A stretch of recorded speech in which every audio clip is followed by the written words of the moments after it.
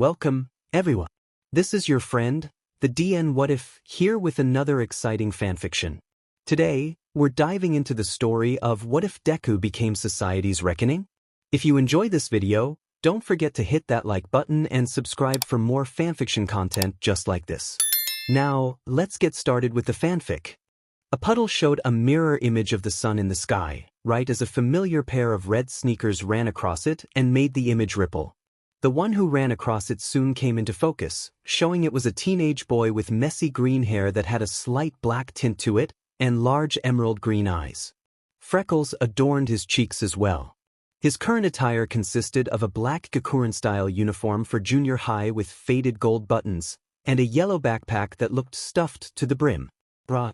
Hearing that sound, the boy turned to see a giant man with dreadlocks, a face with a shape that would make one think of a T-Rex, and clothes that pretty much screamed he was a thug had appeared by Tatooine Station out of nowhere. Whoa, that's one huge villain, Izuku said, looking excited. What was happening right now wasn't some special effect, a giant robot, or a projection being used for an action movie. It was real. This was an actual villain that had an actual superpower. No one knows how it all started, just that it began during the year of 2085, in the Chinese city of Qingqing.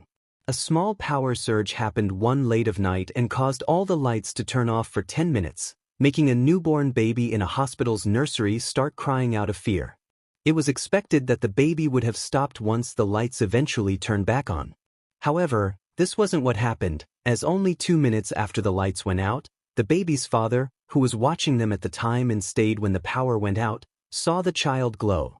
He caught the phenomenon on camera, and soon, scientists were rushing to figure out what caused this. This question was left at a stalemate for years, only to be answered when children across the globe who had been born after the luminescent baby started showing weak, yet unnatural abilities around the time they turned 4 years old. While the answer of why this was happening had yet to be answered, and wouldn't be discovered for years to come, one thing had become clear to the entire world. Superpowers were no longer a fantasy. It's been more than a century since these quirks, as the world eventually decided to call them, manifested into the world. With these powers marking the next stage in the road of humanity's evolution, society itself had changed to become like the comics and anime of old, as those who abused those powers became the first villains. In turn, this caused those who fought for justice to become the first heroes and making it the newest job profession. "Out of my way!" the thug screamed. He swung his arm, causing bystanders who had begun watching the scene to gasp as debris to fall towards them. However, before it could land on and hurt anyone, "No, someone shouted. Rushing under the debris in question, a man held up his arms and then jumped to catch it. He had a square jaw which jut out a notable amount, small eyes, and short white hair that spiked out behind his head. His hero costume consisted of a cyan cardigan, which exposed his muscular chest and pectorals, dark blue pants with white stripes down each side, and plain black shoes. The real theme behind his outfit, however, came from the large headband with a yellow and black striped caution pattern, along with matching wrist guards and a belt around his waist, which had a square and a triangular decoration sitting in its center. "Alright, way to go, Death Arms." A nearby police officer soon saw a rope of water pass by, with some parts of it taking a wheel shape with an X shape inside as another hero arrived. "Please, stay back. This area's far too dangerous," he warned. The man in question had a hero costume based on a firefighter, from the yellow jacket down to the red fireman hat, with his hero identity defined by the white mask with a single orange bead embedded in the center. A thin cannon was strapped to his left shoulder and attached to a red water tank on his back, showing where the water from his quirk was coming from. "Whoa, the rescue specialist, Backdraft, is here. He'll keep us safe." Seeing the two heroes gathered before him, Midoriya moved to the front and unzipped his backpack, taking out a notebook labeled Hero Notes V14 on it. As he opened it, preparing to write down anything he saw during this fight, another hero swooped in from overhead. "Kemui Woods." Many girls squealed. The man they cheered for was shown to be a hero whose costume was a dark blue bodysuit mixed with wood, along with a mask that made him look like a humanoid tree without any leaves attached to it. He jumped off a light post and jumped near the ledge of the tracks, making the villain swing one of his arms at him. Kamui was quick to dodge, making the villain growl and look towards him with a strong glare. "Get away!" the villain screamed. Kamui Woods stretched out his arms, which began to stretch out. Using his quirk, he swung himself onto another part of the track and situated himself there for his next move. Wow. He may be new, but he's already making a big name for himself. Izuku cheered, already excited. A man standing by him with plus-shaped horns on his bald head let out a chuckle after hearing that, looking at Izuku with a knowing expression. "That dopey grin is enough to tell me what you are. A fanboy," he stated. Sort of," Izuku admitted, looking away in slight embarrassment. Jumping ahead, Kamui stretched out his arm again to try and restrain one of the villain's arms, only for the thug to roar and toss him around before Kamui released his grip and fell onto the nearby terminal's rooftop. "Assault, robbery, and illegal use of your quirk during rush hour traffic. You are the incarnation of evil," he stated. Part of his arms stretched out, which made many recognize his next move. "Here comes his special move," Izuku exclaimed, pointing towards him. "Lacquered chain prison." The villain soon felt his entire body constrained by wooden binds, seemingly defeating him, until his angry expression visibly strained itself to the point everyone saw him go from enraged to furious. "If that's how you want to play? Then I'll break you, toothpick," he roared. His skin gained a red tint as his size grew even larger, and his eyes became fully white. Kamui's eyes widened as the binds of his special move were ripped apart, and the villain threw a right hook towards him. Canyon Cannon, only for something noticeably but not that much larger, to kick him in the face, knocking the thug off the track as his size regressed. Midoriya and the man next to him, along with Death Arms and Backdraft, immediately turned to look at what Kamui Woods himself was now staring at. He stuttered. Landing next to the villain, the giant object was revealed to be another hero. This one being a voluptuous young woman who had purple eyes with white pupils and long, creamy blonde hair that reached to her waist and two shorter strands that framed her face. Her costume, which easily showed off her curves and beauty, was a purple and pale tan-colored skin-tight bodysuit, which is accented with orange stripes. It was paired with purple gloves and boots that both cut off in a deep V shape by her elbows and thighs respectively. The suit's top also had 3 peculiar orange diamond-shaped dots under her chest, and a purple domino mask with protrusions shaped like ox horns on the sides. "Money shot, money shot, money shot?" Izuku turned as he heard multiple men with cameras repeated that while taking photos of the heroine, making him move away slightly. "And that is how a new hero should make their debut," the heroine stated. She soon turned to the male crowd that was still taking pictures of her. "Hey there everyone, you can call me MD Lady, the world's next hottest hero." The newly revealed MD Lady greeted, winking at the end. More men began taking pictures. Kamui Woods continued. The police soon apprehended the villain, all while MD Lady stood beside him and waved to the crowd. This all happened while Midoriya flipped through his notebook, showing a page for Kamui Woods as he opened to a blank section and began sketching MD Lady onto it, soon followed by information. In no time at all, details on her quirk, her fighting style from what he saw, her strengths and possible weaknesses, had all added to its pages while he mumbled to himself. Her gigantification may or may not have a set limit. While she would be good for fighting larger villains or preventing the collapse of large structures such as buildings, she could easily cause damage if she isn't careful when she grows larger or depending on how she navigates. Perhaps she'll see more work outside of cities? Izuku continued mumbling. "Taking notes over there, fanboy? It sounds like you want to be a hero too." The same man noticed. Izuku paused and then looked at him with a smile. "Yeah, more than anything," he stated with confidence. At least, that's what it looked like on the outside, but on the inside? He was feeling anything but confident. Following the villain attack, Izuku finally made it to his school, Aldra Junior High, where class soon began. Currently, his teacher was making a small announcement. "So, as second-year students, it's not time you start seriously thinking about your futures and what you want to do with your lives yet, but better start early. I could pass out some career aptitude tests." He began. He soon snatched them off his desk with an angry look. However, it soon turned into a smile as he turned around and threw them behind him. But why bother? After all, most of you kids are going for the hero track, he announced. In response, everyone began to cheer and then showcase their quirks however they could. The sole exception being Izuku and one other. Yes, all of you have some amazing quirks. Though you know there's no power usage allowed in school, so get a hold of yourselves, their teacher reminded them. At that moment, the student who didn't use their quirk, who had spiky blonde hair and small red eyes, finally spoke. Hey, teach, don't lump me in with the rest of these extras. I'm the real deal. The rest of these clowns will be lucky to end up as sidekicks to some busted D-lister, that is, if they even get onto the hero track at all, he stated, with both his confident expression and mocking tone in plain sight.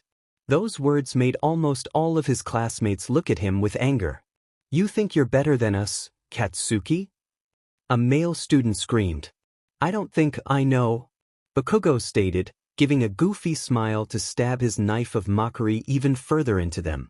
His teacher sighed.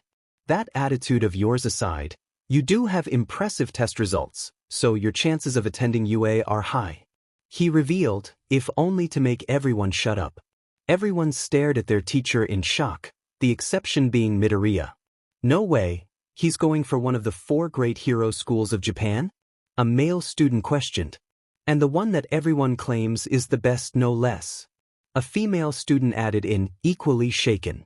They only have a 0.2% acceptance rate, another male student said.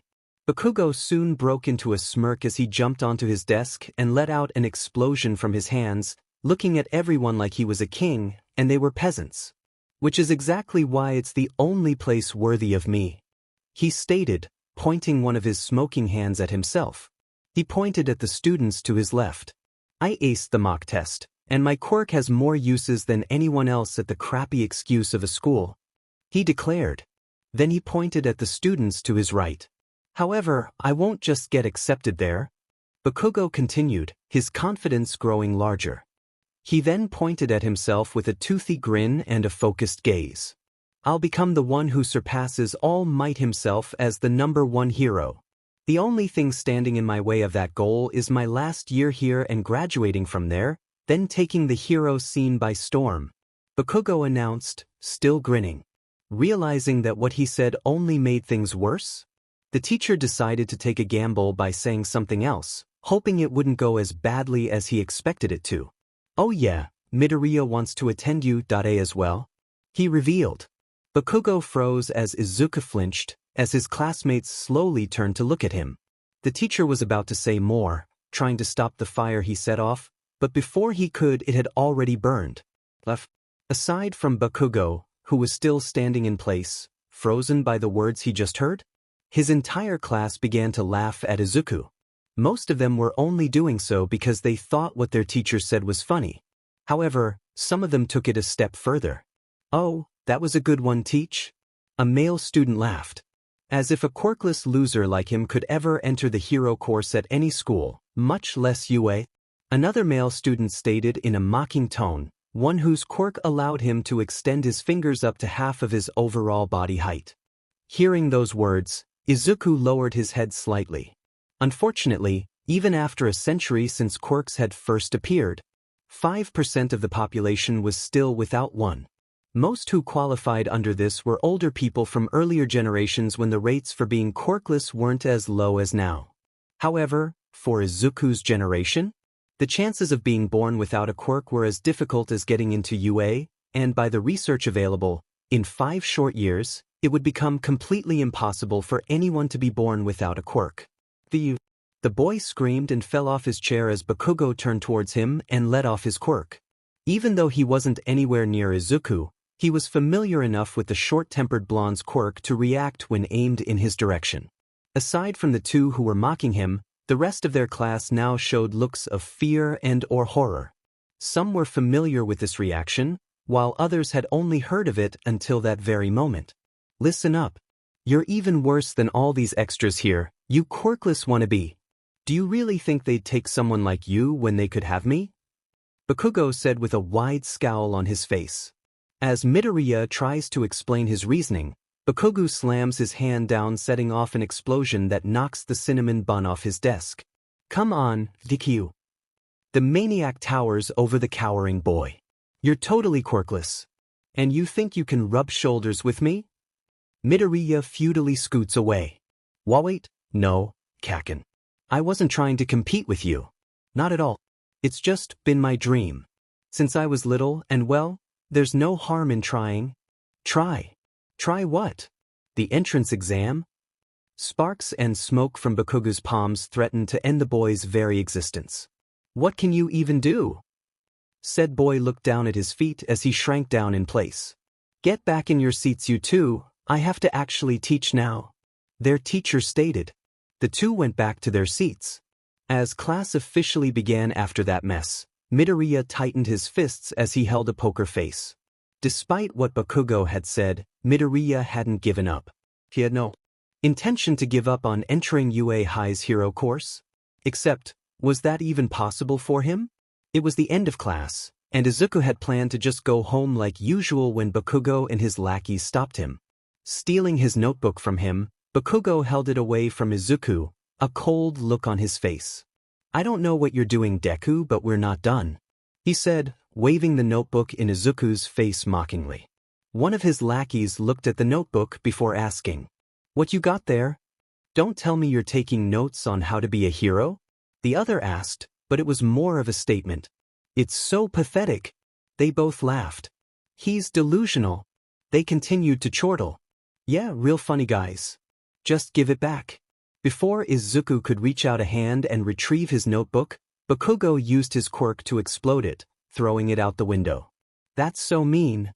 Izuku cried, mourning the loss of his notebook. Most first-string heroes show potential early on. People look at them and just know they're destined for greatness. When I'm the only student from this garbage junior high to get into UA, people will start talking about me like that. They'll realize I'm legit, the next big thing. That's not ego talking, I just know I'm good. Bakugo explained like it was fact rather than his big head talking. Apparently, his lackey agreed as a sing-songed.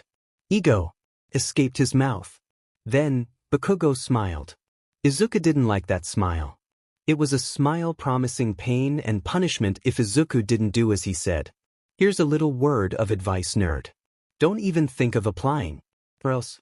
Bakugo placed a hand on Izuku's shoulder and he could feel the explosions burning into his Gakuren.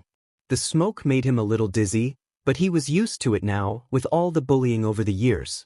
As if he'd just finished imparting an order, Bakugo stalked out of the classroom, lackeys in tow. That's just sad. I thought you had at least some fight in you, Lackey number 1 said as he walked out behind Bakugo. He finally gets it. He'll never be a hero. Better to find out now instead of later, I guess. Lackey number 2 added as they kept walking, throwing a glance back at Izuku. There was no pity there, just cold detachment as they agreed with Bakugo's words. The bully himself stopped just as they reached the door. You know, if you really want to be a hero that badly, there might be another way. He turned around and Izuku could feel hope spark in his heart. Was Bakugo being nice? Did he realize what he said was wrong? The answer was no, and Izuku could feel burning anger in his chest as what Bakugo said next registered with him. Just pray that you'll be born with a quirk in your next life, and take a swan dive off the roof of a building. Izuku was furious at the bully's words and his fingers twitched as he adjusted his shirt, after how they'd been damaged by Bakugo. Bakugo really was irredeemable. Izuku knew that people like Bakugo didn't deserve to be heroes. But what could he really do? He was a quirkless second-year middle schooler with no one to support him. While Bakugo was a talented boy with a powerful quirk, a boy whose chances to get into UA were so great that the school as a whole would side with him. The Golden Boy, the pride of Aldra and Izuku Midoriya's existence, was nothing but a monster. And Izuku will one way or another destroy him. Through his anger, he felt like he was close to spitting flames like his dad. How dare Bakugo say something like that to him? What if he really jumped her? What then? Bakugo would be a murderer then. And that's just him with the ego of a middle school bully. If he was ever a hero, Izuku froze. If he was allowed to be a hero and said something like that to a fan of his, that fan might actually do it. If Bakugo was ever right about anything, It was that heroes held a lot of influence. Hearing something like that from your hero, Izuku knew that would be more than enough to push anyone off the edge. As those thoughts began to fade, Izuku was shown to have already left school and began heading home, going through a short tunnel that had a sewer lid, which slowly began to rattle. Huh. Izuku blinked, turning around. Once he did, he quickly wished he hadn't. Rising from the gap between the lid and the surface, the sludge villain from earlier slowly reformed, making Izuku's eyes widen and his face pale. The villain's eyes opened up as he saw the young boy before him. A villain? Izuku said as he began to panic, feeling his legs shaking. Yes, you'll make the perfect skin suit for me to hide in. The villain smirked. Izuku screamed before he started running. The villain reacted only seconds later, moving 3 times as fast, and capturing him in seconds before forcing some of his slime down his mouth. Izuku's notebook fell out of his hands and clattered onto the ground as the villain began to cackle. Oh, don't worry, kid. I'm just going to take over your body. It'll be easier for both of us if you stop struggling, since you won't feel anything soon enough. The villain stated. I can't breathe and I can't pull him off. Izuku thought, trying to claw off the villain in vain. Since the villain's body was made of a flexible sludge, it was like trying to grab a fluid. There was nothing he could do to escape on his own. Worse was even if he could pull him off, Izuku was already feeling himself getting weaker. Thank you, kid, you're a real hero to me. Now I'll be able to get out of the city before he tracks me down. The sludge villain said, his eyes squinting in selfish joy. As he began to lose his remaining strength, Izuku teared up. This can't be the end. Someone please, help me. He begged. The sewer lid shot up, making the sludge villain pause, then slowly turn around before his eyes widened in horror. No. He already found me? He panicked. You don't need to worry anymore. The man who had been chasing him was crouched down from having just left the sewer, covering him in the tunnel shadow, but then he stomped onto the ground and was slowly revealed by the light peeking through as he stood up straight. An incredibly large man with an equally muscular and well-defined physique that easily resembled the typical Western comic book superheroes of old age. His hair was short and blonde in color, and swept backwards with 2 distinct tufts that stick up above his head, leaning slightly to each side like a giant V on his forehead. While his face had a bright smile and blue eyes that were unseen, due to being shadowed by his strong expression. Right now, he wasn't in his hero attire. Wearing nothing more than a white shirt, green khakis, and plain brown shoes while holding the same bag of groceries from earlier, though none of it reduced the awe he emitted. Because I am here. All Might exclaimed. The sludge villain panicked and swung his arm like a sideways whip at the #1 hero, only for All Might to duck under it and then dash towards him. The villain then tried again with his free arm. All Might stopped himself with his left foot at that moment before pivoting himself on his right, then threw back his right arm. Texas, which he immediately shot forward, creating wind pressure around the incoming punch. Smash! And slammed it right into the villain's arm. The sludge villain's eyes widened at the overwhelming power, which continued until it struck his own body and started to send his sludge flying. I can't hold together. He grunted as panic surged through him. He let out a powerful scream as his body fully broke apart, which freed Midoriya as he slowly began to fall towards the ground. For a brief moment, his blurred vision looked at All Might's heroic form, with his mind struggling to register the sight. Is that? He mumbled. Right as he finished saying these words, Midoriya began to black out. Only for the sensation of something lightly hitting his cheek wake him. Right as he finished saying these words, Izuku began to black out. Only for the sensation of something lightly hitting his cheek wake him. Hey, wake up. Hey, All Might asked. Finally, Izuku had regained complete consciousness and looked towards All Might's giant form. Thought we lost you there? He casually greeted. The boy's eyes went completely white from the shock of seeing All Might, his idol, standing right before him. In the flesh. For a moment, he thought he might be dreaming, but the lingering pain in his throat acted as the wake-up pinch he would have otherwise given himself. All Might, he screamed, backing up a little. Looks like you're moving around all right. All Might stated, relieved he rescued the boy without lasting injuries or worse. He let out a playful chuckle. Sorry about back there. I didn't mean to get you caught up in my justicing. Usually, I pay more attention to keeping bystanders safe, but it turns out this city's sewer system is pretty difficult to navigate. He apologized. He then let out a playful laugh, all while Izuku just stared with his pupils having turned into small spirals. Anyways, you were a big help, thank you. All Might thanked him. He then held up a pair of cola bottles now containing the villain's slime, and presumably the bit that was what remained of his main body, which he had gathered while Izuku was still unconscious. The evildoer has been captured. He continued.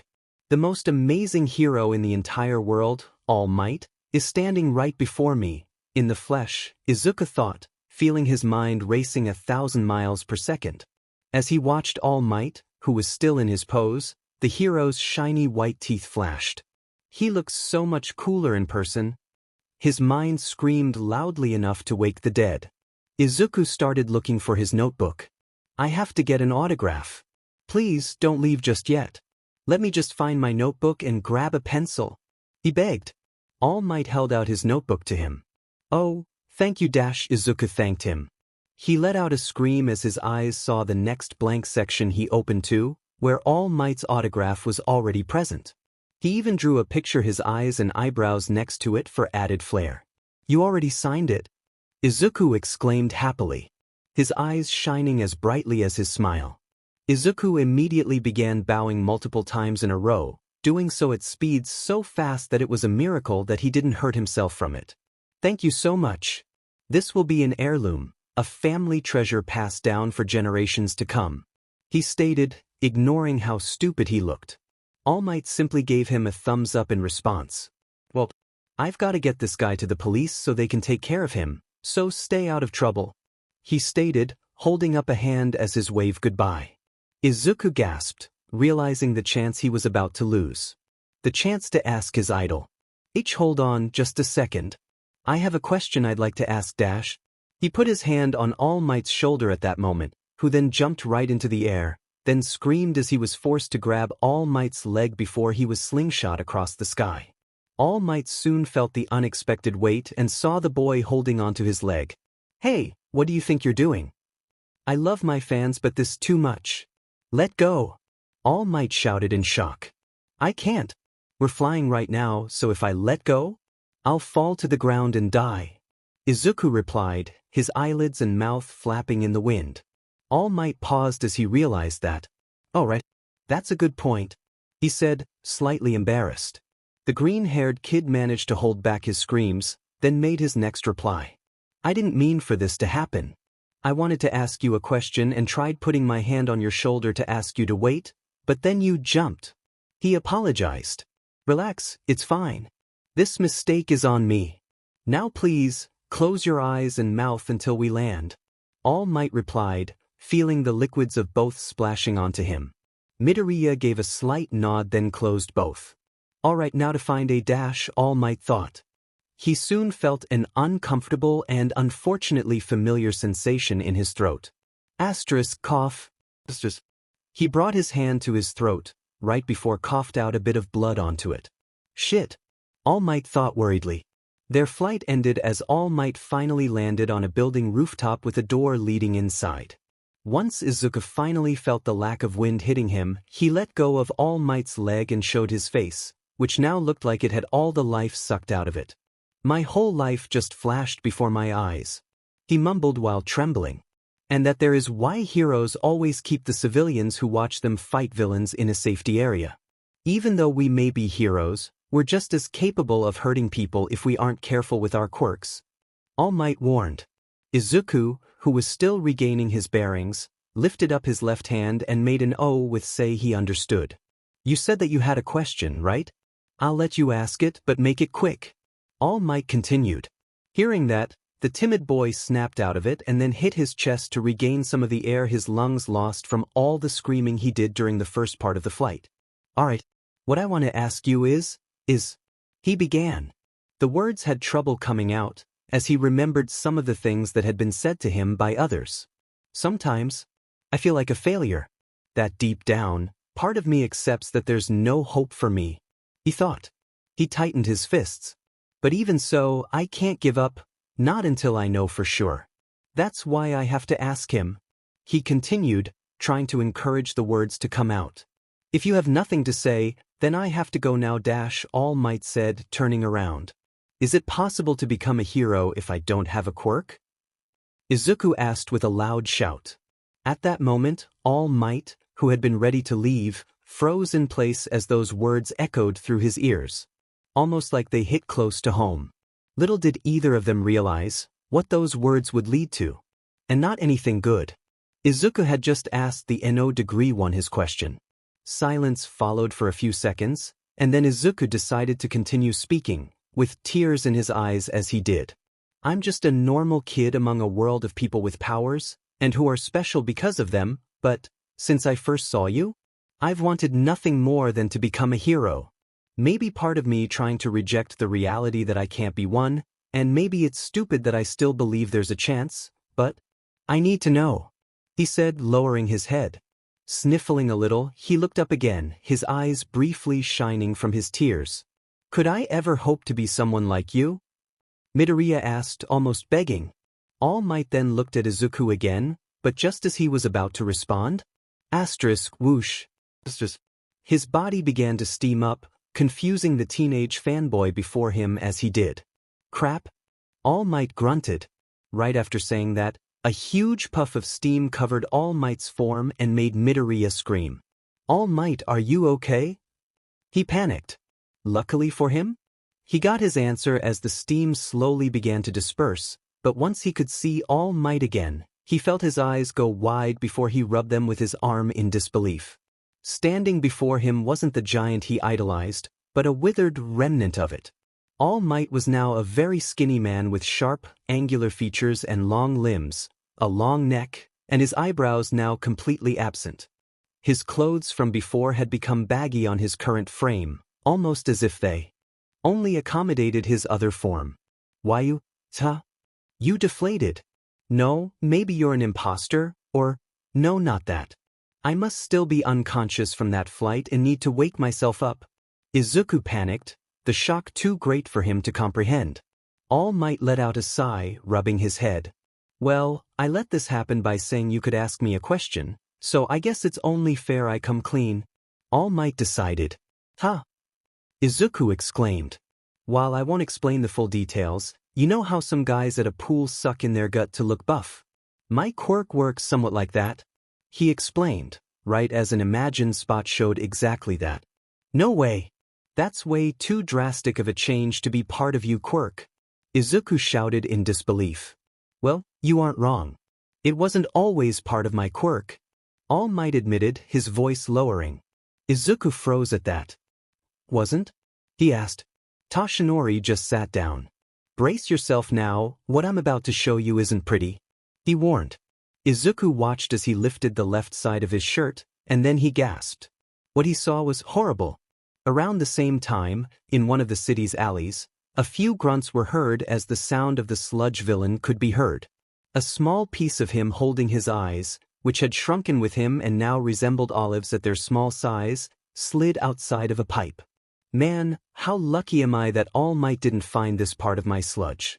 Otherwise he would have caught me right there and then... He sighed in slight relief, closing his eyes. He then opened them, only now they had an annoyed look. Only problem now is he might notice soon enough. I need to find a new vessel before I regrow my body, otherwise I'm trapped here.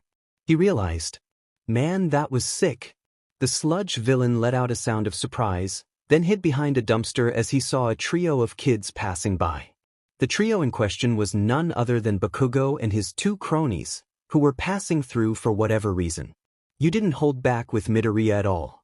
If he looks ready to wet himself that easily, then you're set. The boy with the finger quirk stated. It's his own fault for trying to be anything but the worthless Deku his is. Honestly, whenever he talked about being a hero, Bakugo replied. He growled. Bang. The can he was holding got charred as he used his quirk on it. Seeing his quirk, the sludge villain's eyes widened before they squinted to show the smirk his currently hidden mouth was making. Dude, Don't let Midoriya get to you. Let's go to the arcade and blow off that steam. The other student suggested. Or we could sneak into the bar by the station, pick up a few ladies maybe? The finger quirk boy said with a snicker. Bakugo turned at him with a glare. You idiots! If we get caught, there's no way UA will accept me as a student. Why the hell do you think I've never used my quirk on Deku since that one time back in kindergarten? Boredom? He screamed at them. Both of them flinched at that, shaking a little. Seriously, actually use your heads instead of spouting crap like that, because I actually remember to use mine. He grumbled loudly. They relaxed after that. Wow, I guess it's knowing details like those that let Katsuki ace the mock tests. The finger quirk boy whispered, looking at his fellow crony.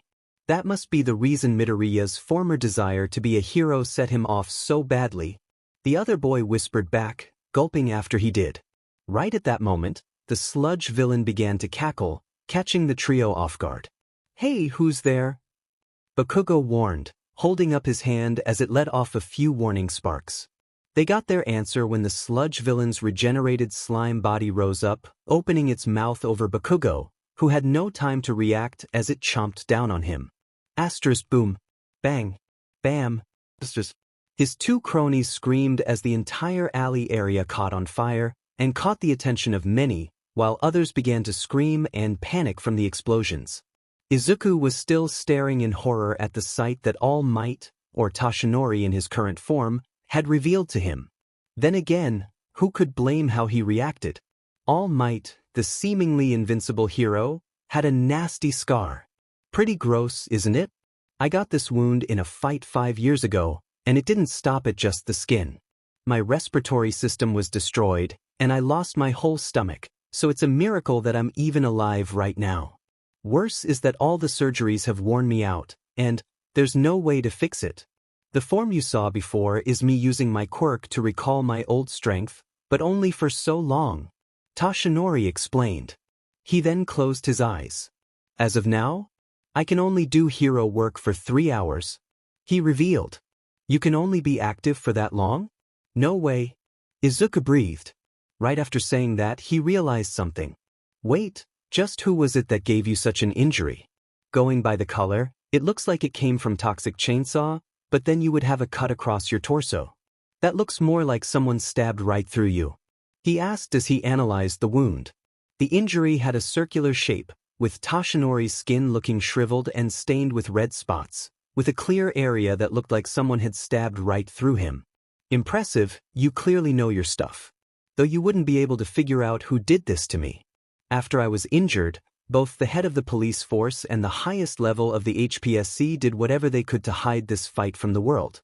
After all, I'm supposed to be the unbreakable symbol of peace, so if anyone learned about this, it would cause a panic, despite the one who injured me is no longer of this world. Toshinori replied. Izuku froze at those words. A villain that was so powerful that All Might was forced to take his life, instead of taking him in? Just what kind of monster were they? He asked himself. The thought made him shiver in fear, and slight awe at the idea of someone as strong as All Might. For some reason he was curious. He lowered his head, looking at his feet slightly. Not knowing what to say to the man, some condolences for his condition? Some encouragement? Maybe an apology? Even though you're telling me all of this, it just doesn't seem real. You're the hero who saves everyone and defeats all obstacles with a smile on his face. Izuku said so quietly, he was almost muttering. That smile of mine? It's all just an illusion. Toshinori admitted. Izuku looked at him in shock after hearing that. I smile because people need to think that I'm never afraid, but there's a lot of fear behind that smile.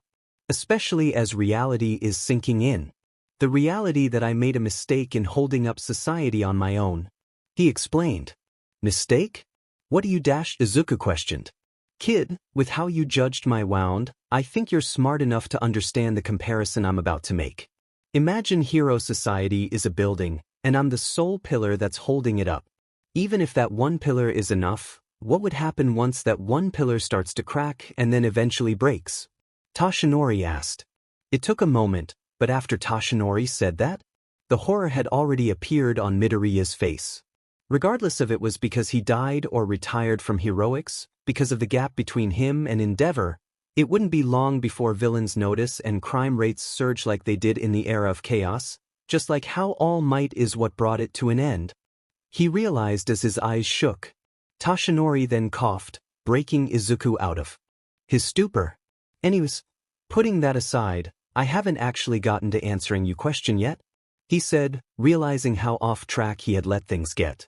But in all honesty, he wasn't looking forward for this conversation. Oh, all right, Izuku replied, straightening himself up while Toshinori sighed. Sorry, kid, said Toshinori with a frown as he looked away. Izuku's lively eyes that were once filled with hope went pale at the words. The words that almost mirrored his doctor 8 years ago. What? Asked Izuku in shock. I know it's a hard pill to swallow, but I can't let a kid lose his life in an attempt to pursue my path, he said, as his hair formed a shadow over his blue eyes, masking his guilt. Izuku felt his reality in itself shatter to pieces as he looked at the man he idolized for all his life, or the true self of the man who was everything but what he thought. A liar and hypocrite. You liar, mumbled Izuku quietly. Huh? All Might asked confused. You liar, Izuku cried to the top of his lungs, as he knelt down to the floor, crying. It was then that an explosion caught both their attention and they looked at the source. Toshinori quickly ran off to the source. Fires raged across the alleyway that Bakugo and his cronies were last in, with the reformed sludge villain laughing as he held Bakugo's body in his clutches, somehow being able to activate the boy's quirk while flailing his slimy body around.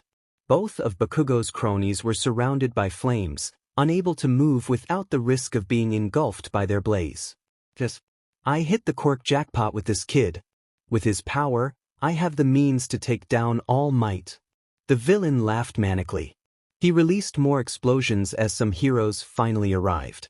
It was Death Arms alongside a baseball-themed hero and another wearing a white suit, yellow cape, and a helmet shaped like a bird's beak. The three all stared as they saw Bakugo trapped inside of the villain's disgusting form. Damn it, he's taken someone hostage, Death Arms stated, growling slightly at the sight. He slammed his fists together. How dare you prey on a child? He screamed, before rushing towards the slimy monster. He then jumped up into the air and then reeled his fist back before throwing a right hook. Squish. Unfortunately, the moment Death Arms' fist struck the villain's body, it simply absorbed the punch's impact, then swallowed his fist inside of it, making Death Arms gasp. What the hell is this? Some kind of goo? He questioned. The sludge villain then punched Death Arms into the nearest wall, causing him to slam against a metal door before he rose his slimy hand into the air. Say goodnight, hero, he cackled. He channeled Bakugo's quirk factor, causing his raised hand to spark before he swung it down. Death Arms looked up as it came down, but luckily, the caped hero sped by and grabbed him just in time before the building was set aflame. What kind of quirk lets him be made of goo and cause explosions? The baseball-themed hero questioned. It isn't him making them, look at the kid, Backdraft replied. Everyone looked at Bakugo tried to wrestle himself free, releasing explosions from his hands while doing so. You picked the wrong guy to mess with. Once I get out of here, I'm gonna send you back to whatever sewer you crawled out of. He loudly screamed, still trying to push free of the sludge. The sludge villain let out a laugh, as the explosions did nothing more than tickle him. Keep trying, kid, it's cute. I could use the performance before I choke you. He laughed.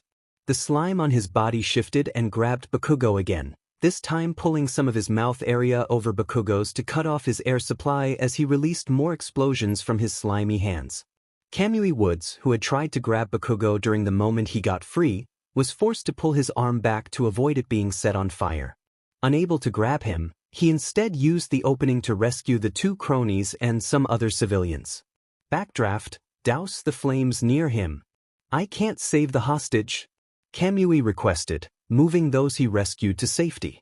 I can't, not yet at least. There's still a lot civilians in the danger zone. Backdraft responded, spraying some flames. We can't get close either.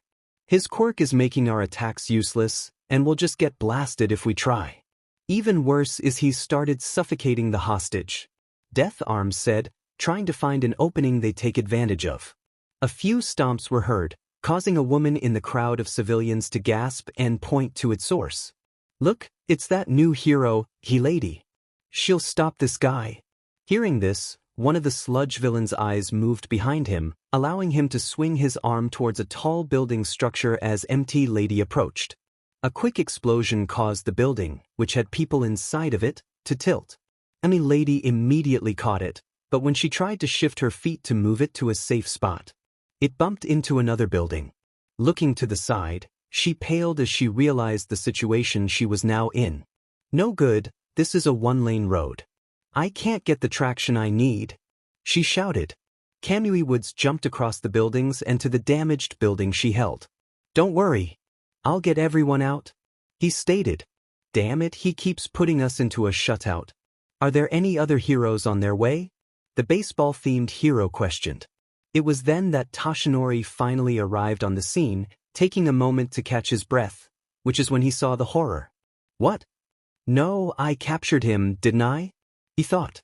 Looking at the 2 bottles he contained, which he still had in his pockets, he saw neither had the villain's eyes. This made his own widen in shock. Damn it. He must have known I'd go looking for him and moved part of his sludge somewhere I couldn't find it. I'm pathetic. Toshinori grunted. Around that point, Izuku had also arrived and saw how bad it looked. Just what kind of villain is doing this? Midoriya thought, moving through the crowd to try and get a better look. He then gasped as he saw it was the sludge villain.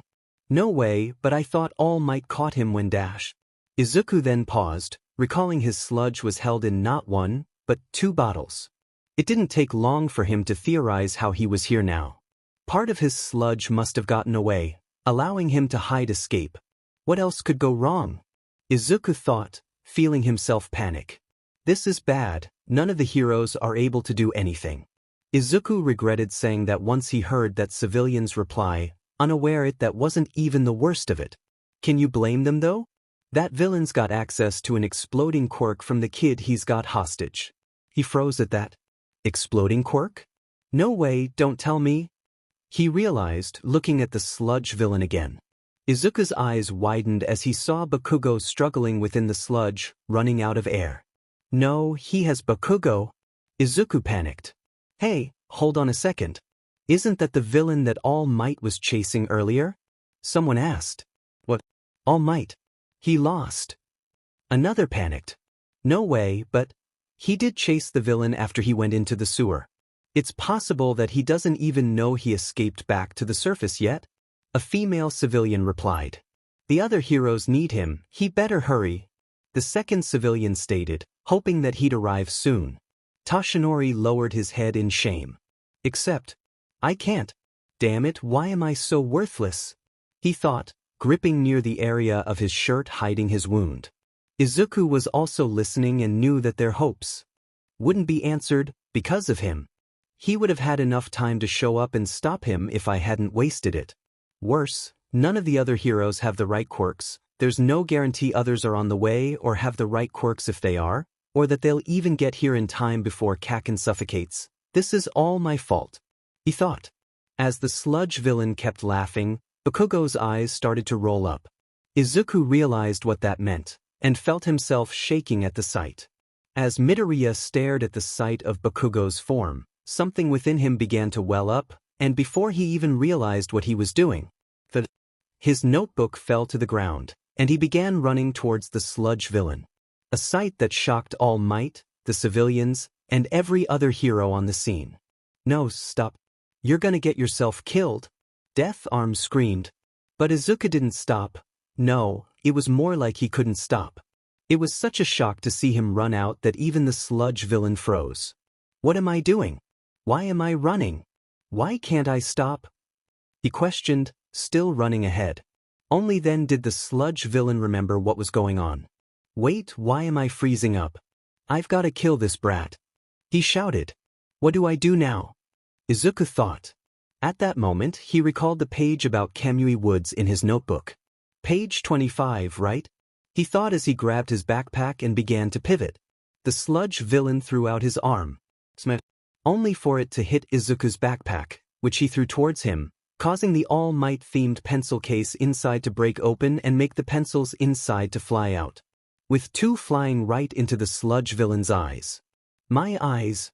he roared in pain, closing them in pain. This caused his hold on Bakugo to relax just enough for him to breathe, right as Izuku reached Bakugo. "Bakugo!" he screamed. "The hostage is free. Now's our chance." Kamui Woods shouted. All of the heroes rushed towards the villain. "Hurry, we have to save those boys. This thing will kill them." Death Arms shouted. Bakugo finally noticed Izuku, who was attempting to dig him out of the sludge. "What the hell? Why are you here?" he shouted. "I don't know. My legs, they just started moving," Izuku answered frantically. He finally reached his arm and began pulling, though Bakugo's body didn't budge. "Get out of here. When will you finally realize that a quirkless loser like you can't be hero?" Bakugo roared, glaring at him. "Maybe that's true, but," Izuku admitted. He closed his eyes as he remembered everything that he had said, or other had said to him, about his dream. Izuku's eyes opened up, with tears flowing out of them as he briefly let out a whimper. All of the old memories from his painful past coming back to him in that moment. "You jerk! I couldn't just stand there and watch you die," he shouted without any doubts. The sludge swallowed Bakugo again as the sludge villain's eyes healed up and reopened to glare at Izuku. "Damn brat! I'm done playing with you," he screamed. Explosions went off as the rushing heroes were pushed back, and Izuku was knocked to the ground as the sludge villain readied his hand to slam down and splat his green-haired form across the pavement. Toshinori then growled. "I have to do something, no matter the cost," Toshinori thought, forcing out his muscle form through sheer will. He then rushed by the crowd and shielded Izuku just in time, surprising everyone, including Izuku himself. "We'll talk later, kid," he said. "All Might? How are you?" He asked. "Time to finish the job," All Might exclaimed, cutting Izuku off. He ripped the sludge off his arm, with both Midoriya and Bakugo staring at the sight in awe. "Damn you, All Might!" the sludge villain screamed. He swung his arm out, using Bakugo's sparks once again. "Detroit!" He grabbed Bakugo, and then punched right through the explosion that was released, surprising the sludge villain as his fist neared his face. Smash! All Might ripped Bakugo free as the punch hit the sludge villain, and then grabbed the area of his body where his eyes were. The rest of him was destroyed as his punch's force was able to create a tornado. Empty Lady dropped to the ground, helping Kamui Woods cover some of the civilians from the wind, while the remaining heroes shielded the civilians on the opposite side until the cyclone's winds came to an end. Once they had, All Might panted a little, with everyone watching him in awe, unaware the sky had darkened until it began to rain. "Rain?" one civilian said. "Look at the clouds, they're moving," another person pointed out. "That wind, it changed the weather," Death Arms said in awe. With those words, everyone began to cheer at All Might's victory, leaving all the other heroes to stare at the hero who was leagues above them. Did that really just happen? He changed the weather with one punch like it was nothing, the first person shouted. All Might soon caught his breath, struggling to hold his muscle form while the public was watching him, and then glanced towards Izuku's frozen form and internally frowning. Shortly after, the sludge villain's remaining piece went into All Might's bottles, which was then contained by the police. Midoriya was on his way home, expecting his mother would freak out. "I never did get an answer from All Might," he said with slight sadness. He flinched and then turned around, seeing Bakugo rushing towards him, catching his breath once he finally stopped.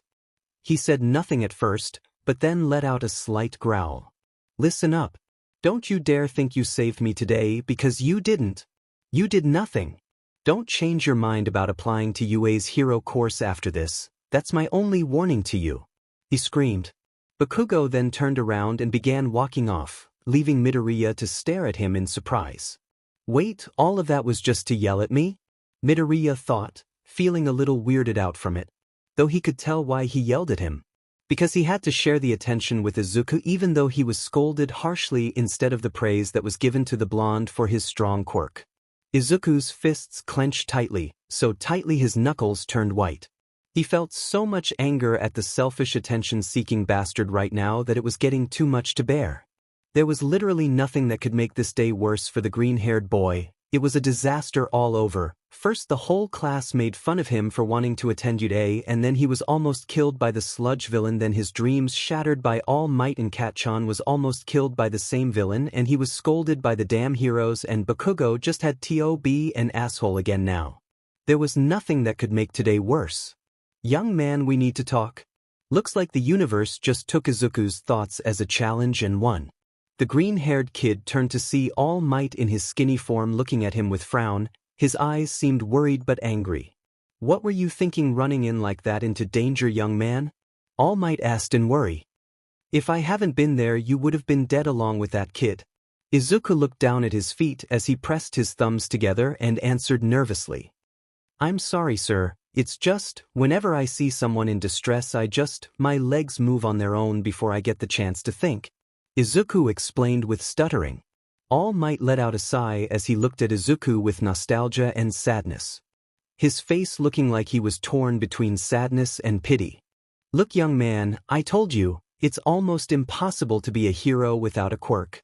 All Might said sadly as he glanced to the side, unable to look the boy in the eyes. I'm sorry. Izuku fell to his knees as he clutched at his chest tightly as All Might said the same words his mother gave him as a child. You better give up. Despite your sheer courage and selflessness, it's still too dangerous. All Might looked at Izuku with shame. Without a quirk, you can't be a hero. All Might finished his statement as he turned with guilt and walked away. What he didn't know was that he just stared what most would consider the start of the end. The end of this age and everything related to it. I'm sorry. Izuku fell to his knees as he clutched at his chest tightly as All Might said the same words his mother gave him as a child. You better give up. Despite your sheer courage and selflessness, it's still too dangerous. All Might looked at Izuku with immeasurable shame. Without a quirk, you can't be a hero. All Might finished his statement as he turned with guilt and walked away. It's alright to dream, but you have to be realistic. There are other jobs you could go for. The barely hero left with a look of absolute guilt, like he did something that will eat at his consciousness forever. Which will, but in the way he thought. As the blonde hero left, Izuku was still on his knees crying, dwelling in his sadness, misery and despair, tears flowing from his eyes like rivers as he sobbed desperately. Sorry kid, you better give up. The doctor's words echoed in his head. You better give up, Deku. Bakugo laughed in cruelty. I'm sorry, Izuku. His mother cried out as she sobbed. It's impossible. Without a quirk, you can't be a hero. All Might said. Izuku stood up as he wiped his eyes from all the tears. He won't give up so easily. No. You shouldn't be disheartened this easily, Izuku Midoriya. Izuku declared with determination.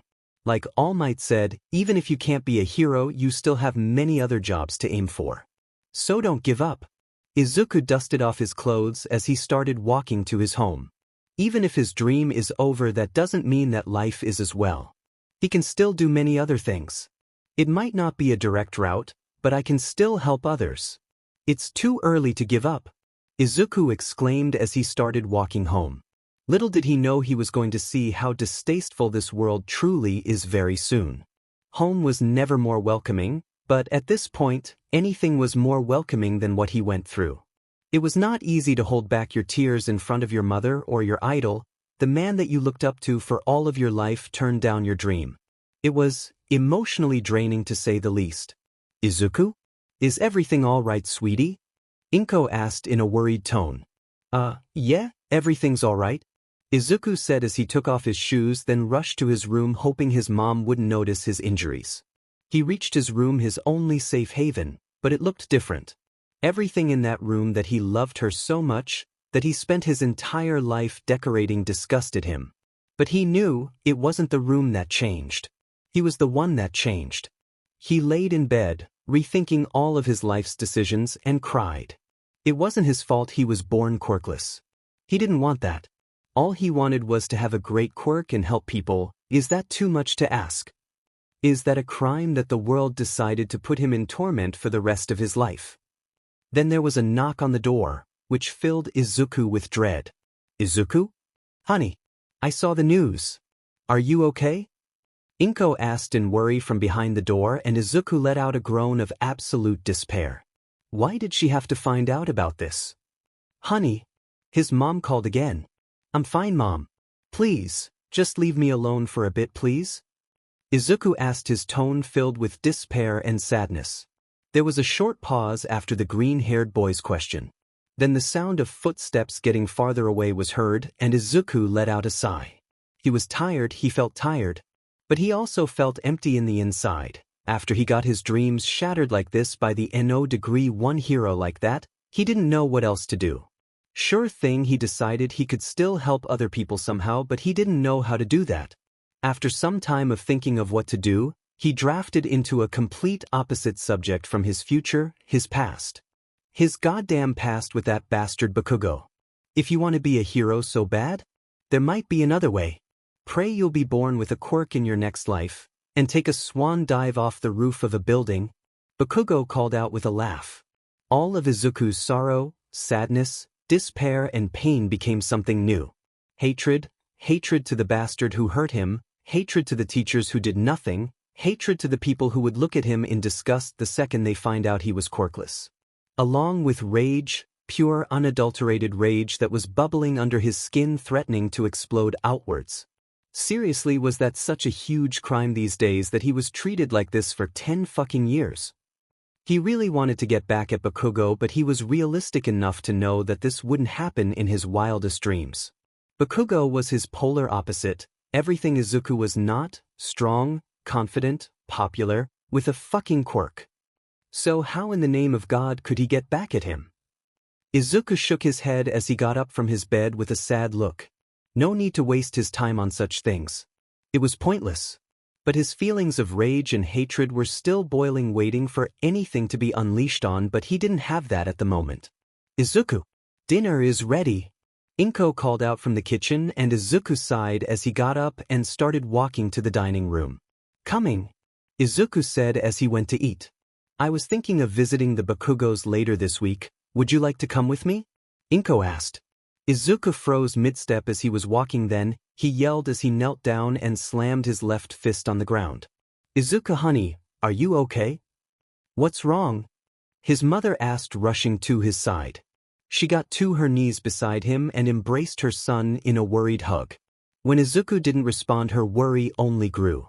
Izuku, I saw what you did on the news. Are you okay? Did you get hurt? Baby, please answer me. She asked as she removed herself from the still non-responding Izuku, keeping a reassuring hand on his shoulder. Izuku started, remembering the last 24 hours.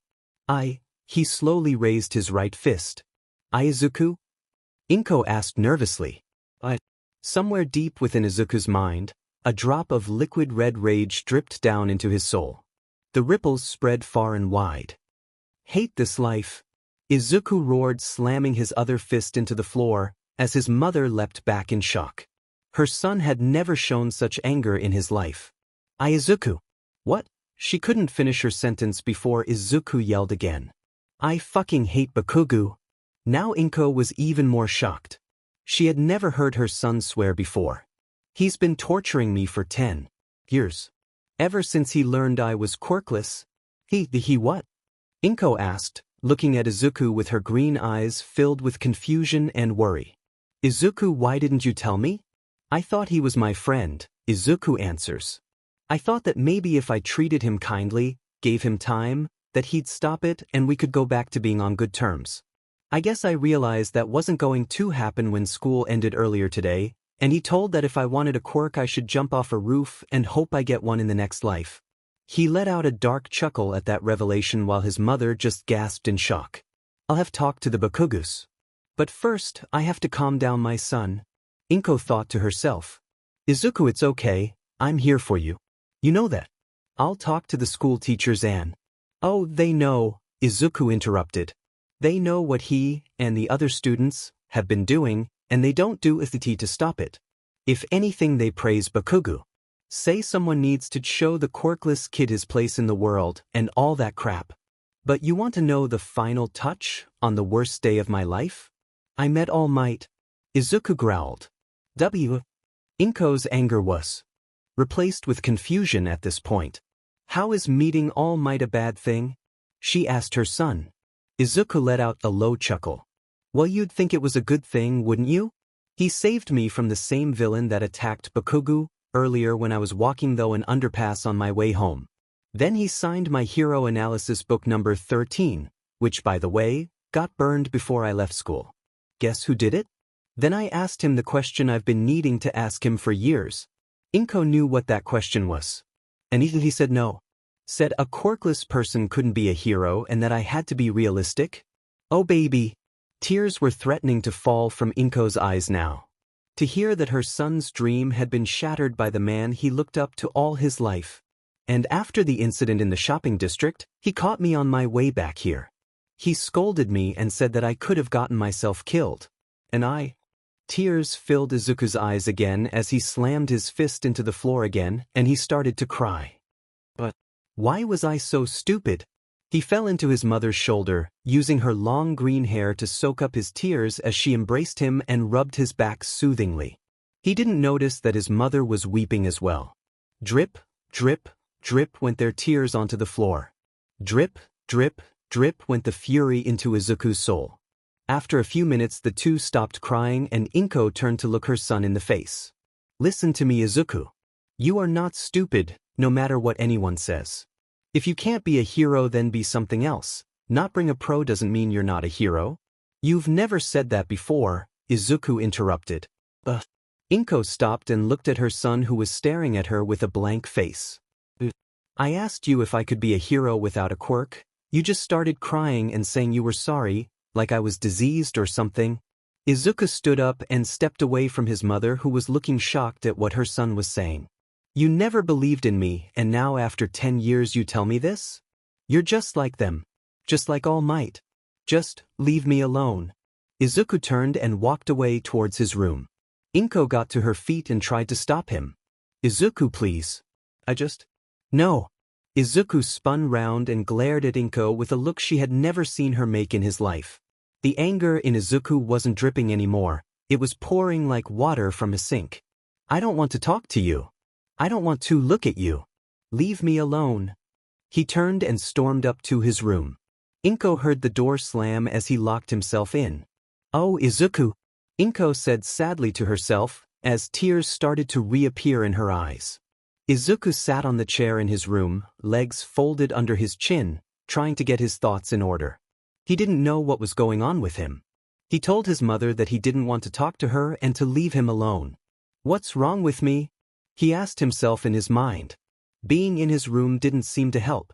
If anything, it just seemed to make the whirlwind of thoughts in his head worse. The All Might posters on the walls and hero collectibles that once showed his lifelong dream, his obsession, now seemed to mock him.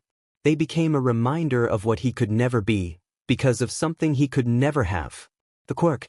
Izuku sighed as grabbed a box and put all his collection in it so he could sell it later. No doubt it will get him a lot of money if he sold it to the right person. It was then that his mother entered the room with a sad face. Izuku, I'm so sorry, Inko said as she sat on the floor next to her son and held his right cheek. Don't cry, being a hero isn't everything. You can do amazing things if you put your mind to it, you just need to try, Inko said with a smile. Izuku sighed and nodded his head. He was too tired, but he can try for something else. He won't give up. No way. Izuku trailed off in shock as he looked at his applications. All are rejected, Izuku said in disbelief. Why? I don't know, the school career guider said with a shake of his head. All those police schools, hero innovation engineering schools, and even technician schools rejected your application. I am as helpless as you are, the woman said, then looked at Izuku apologetically. I'm sorry, was all she could add. Izuku exited the woman's office after giving her a polite but dazed bow, then left for class. When Izuku arrived at school the next day, his classmates had already heard both about Kaken's invitation to jump off a roof and Izuku's idiotic run-in with the sludge villain, and they had apparently decided that the two must be related. Ever since then, his classmates has been as inviting as the blonde, which pissed him off even more. The loser, there are easier ways to kill yourself? He was just being an attention hog. Can you imagine wanting to die on live TV? Izuku shook his head. He was through the same thing always, so nothing new to him now. Or so he thought. Izuku had been wrong. Suicide baiting was different than what he'd been through before. A few days ago, he definitely suspected that most people would be happy if he died, but now he knew it. Was living even worth it anymore? Maybe it would be easier, but Izuku still couldn't be responsible for making his mom feel guilty. He frowned as he started to walk home. Being quirkless sucked. Izuku was so distracted by the conversation with the Kara guide lady that he didn't see one of Bakugo's lackeys stick out his foot to trip him until he was already falling. He hit the ground hard and the contents of his backpack scattered all over the hall. The other students simply pretended not to see as they trampled his notes, and Izuku felt his eyes start to water. Look guys. Deku's clumsy and a crybaby. Izuku tried to blink back the tears as he scrambled over the floor, trying to pick up his papers before they were ripped beyond repair. There was a pair of teachers chatting a little further down the hall, but they didn't so much as glance at Izuku even when he cried out as one of the meaner students stepped on his fingers. Oh sorry Deku. I didn't see you there. The kid's smile gave away his insincerity, not that Izuku had been expecting an actual apology anyway.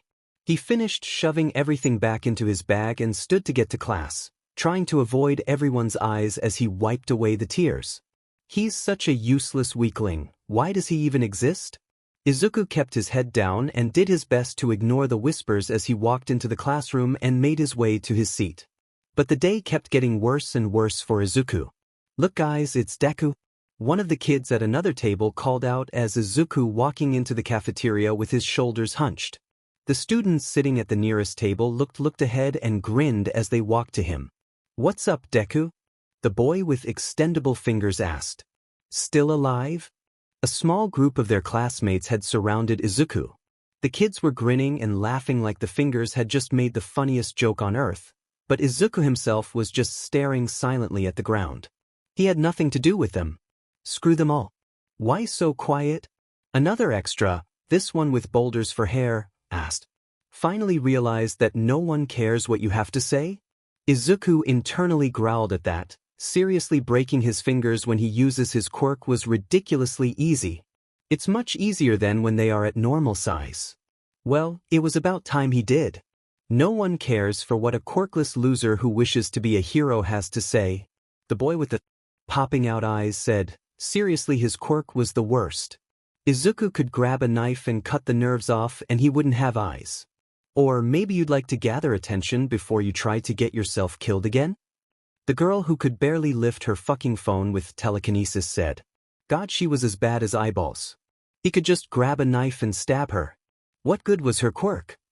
Aside from Bakugo, they weren't any better than him. Wait, they weren't better than him. So why the hell did he have to suffer like this? Was being quirkless this bad? Was it such a serious crime? And why was he rejected like this by schools? His grades were enough. Was it because he was quirkless too? How could hero society get to this point? Featuring the footage of a quirkless boy running in to save another boy from a villain while the heroes stood by and did nothing. Izuku and his mother turned to the TV to see the news playing footage of his encounter with the sludge villain. Izuku internally growled in frustration at that. And an interview from the HNN. Here in the HNN we have a special guest. The newsman said as the camera turned to him, showing a man in a gray suit with short black hair with golden strands. He has dark blue eyes and wears glasses. Please welcome the Minister of Hero Law Enforcement Department, Mr. Mizuki Raida. There was some applause at the announcement. Thank you for having me, Mizuki said with a slight nod. Mr. Mizuki, as you see, the topic is about the footage of the incident downtown spreading around the internet. Then newsman said with a smile. We want to hear comments about the matter where a student was taken hostage by the villain from the ministry itself. There was this reports about this boy who happens to be a quirkless who rushed in trying to save his classmate while the heroes didn't take any action. Mizuki frowned as he gave the camera a stern frown. First of all, it may seem like an act of honorable bravery, but it was in fact a blatant obstacle for the heroes' operation. You're saying that even though the heroes didn't make a move, the boy's actions were still an obstacle? The newsman asked in surprise. Yes, I am. The boy jumped into the scene while the villain was using the other boy's quirk to cause destruction. It may seem like the heroes weren't doing anything, but they were limiting the destruction to an acceptable level until further reinforcements arrived according to our protocols. Mizuki explained. However, this boy's act does not only increase the chances of him getting hurt but also the chances of aggravating the villain and cause more destruction and possibly hurt the innocents. Mizuki shot a glare at the camera. People may seem that the heroes took no action at the scene, but they were in fact trying to limit the damage to the structures and thoroughly monitor the situation. And as you can see, the situation was smoothly solved by our symbol of peace without any need for the boy's pointless deed. We also had reports that the boy has been applying to many hero schools and many other security agencies. He apparently wants to be a part of the hero working field. Do you have any comments on this? The newsman asked with a smile.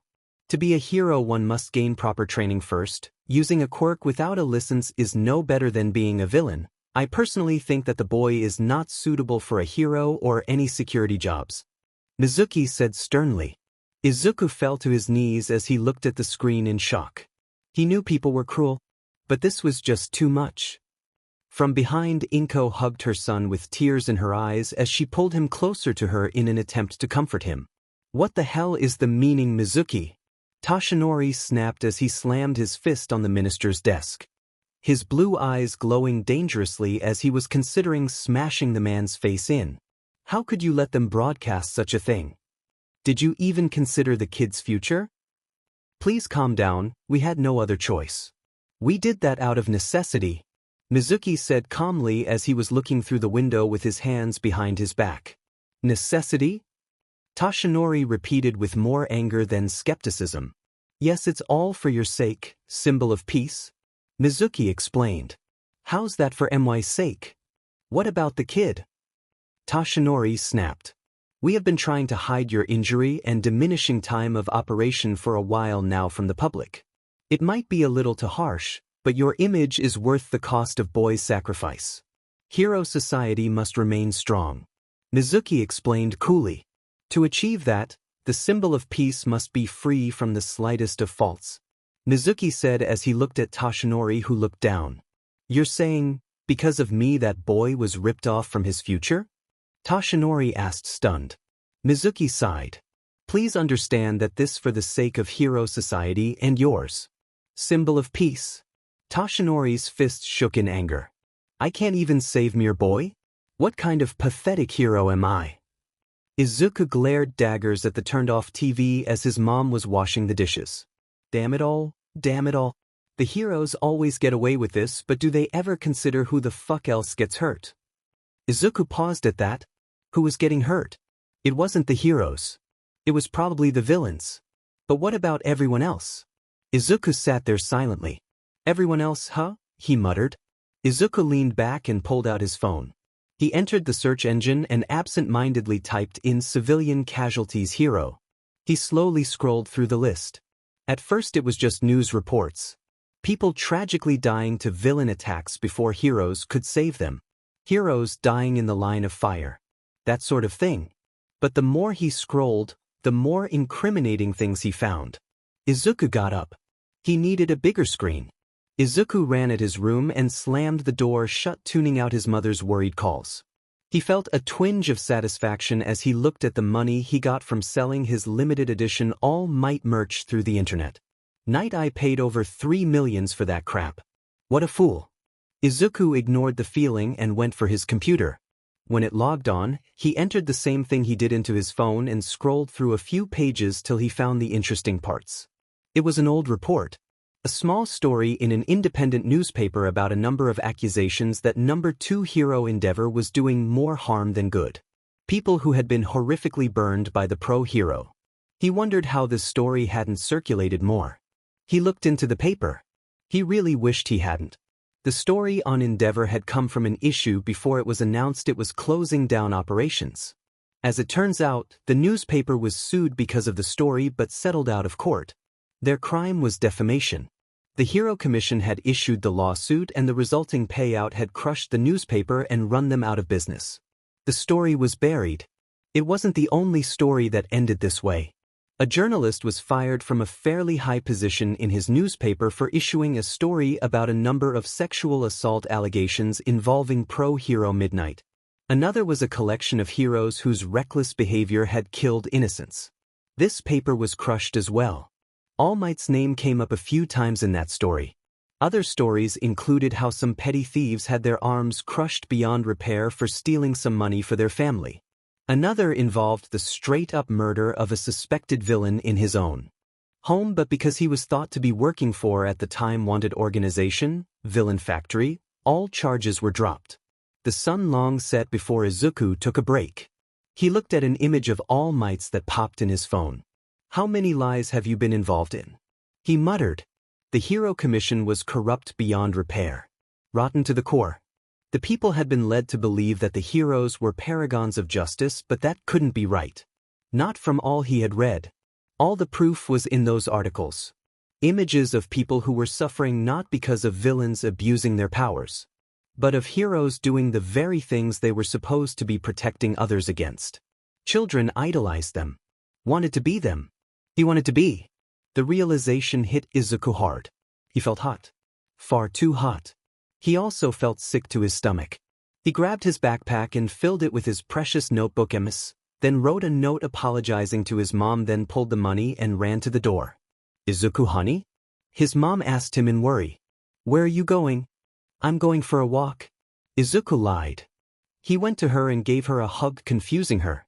"I love you so much," he said, then bolted outside the apartment. "Why?" Izuku shouted at the top of his lungs as he stood on top of a building. The same building where All Might crushed his dreams like they were nothing. "Am I at fault for being quirkless?" Izuku roared hatefully. Izuku looked down at the city lights. It looked beautiful, a nice one last view if you ask him. "Is it wrong to have a dream?" he whispered softly as he removed his shoes. He took off his backpack and took a look at his precious notebooks. The notebooks that he spent years over years cultivating and filling to the brim with knowledge to help him and other heroes, or take them down in the most brutal ways possible.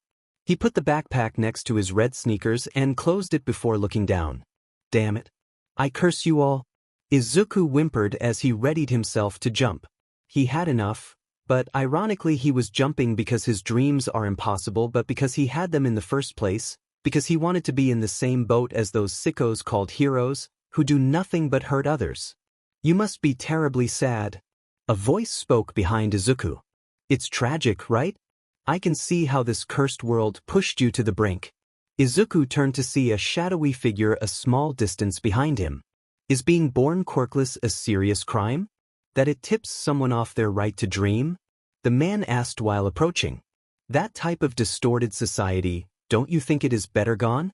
"Of course I do," Izuku replied. "This kind of society where heroes talk about some bullshit pipe dreams. After all, they are just shameless fucking hypocrites. I hate them. I hate them so much," Izuku cried. "Poor child, hurt by selfish and heartless people. How much suffering have you been through?" the man asked. "No one ever reached their hand to you, am I right?" The man got next to Izuku, right in front of him, as he put a hand on the boy's shoulder. "If you are thinking of throwing your life away, why don't you came with me?" he asked. He was a tall man whose face was entirely made up of scar tissue, extending from above his upper lip and covering his entire head and the back of his neck. As such, he had no visible nose, ears, hair, or eyes, though the outlines of his eye sockets were visible. "You can be whatever you want, because I am here." The man extended his hand to Izuku, who stared for a few seconds, then took it. It was here that the greatest villain was finally born into the world. "Why?" Izuku shouted at the top of his lungs as he stood on top of a building. The same building where All Might crushed his dreams like they were nothing. "Am I at fault for being quirkless?" Izuku roared hatefully. Izuku looked down at the city lights. It looked beautiful, a nice one last view if you ask him. "Is it wrong to have a dream?" he whispered softly as he removed his shoes. He took off his backpack and took a look at his precious notebooks. The notebooks that he spent years over years cultivating and filling to the brim with knowledge to help him and other heroes, or take them down in the most brutal ways possible. He put the backpack next to his red sneakers and closed it before looking down. Damn it. I curse you all. Izuku whimpered as he readied himself to jump.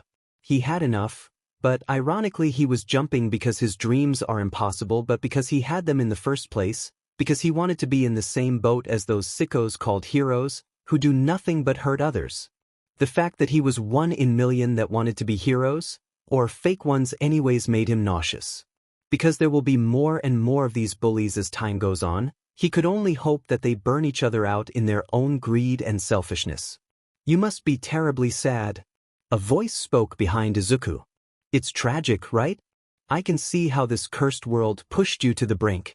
Izuku turned to see a shadowy figure a small distance behind him. Is being born quirkless a serious crime? That it rips someone off their right to dream? The man asked while approaching. That type of distorted society, don't you think it is better gone? Of course I do. Izuku replied. This kind of society where heroes talk about some bullshit pipe dreams. After all, they are just shameless fucking hypocrites. I hate them. I hate them so much. Izuku cried in agony. Tears pouring out of his eyes. Poor child, hurt by selfish and heartless people. How much suffering have you been through? The man asked. No one ever reached their hand to you, am I right? The man got next to Izuku, right in front of him as he put a hand on the boy's shoulder. If you are thinking of throwing your life away, why don't you came with me? He asked. He was a tall man whose face was entirely made up of scar tissue, extending from above his upper lip and covering his entire head and the back of his neck. As such, he had no visible nose, ears, hair, or eyes, though the outlines of his eye sockets were visible. You can be whatever you want, because I am here. The man extended his hand to Izuku, who stared for a few seconds, then took it. As Izuku took the hand, the pulled Izuku off the ledge and helped him down. Thank you. Izuku murmured with a weak, broken voice. Almost like a whisper. He felt so tired, so exhausted, so done with everything. Don't mention it, my boy. Why don't you put your shoes back on and sit down? We have a lot to talk about.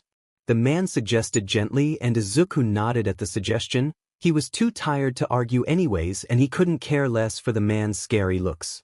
The green-haired boy put his red sneakers back on as he looked at the man.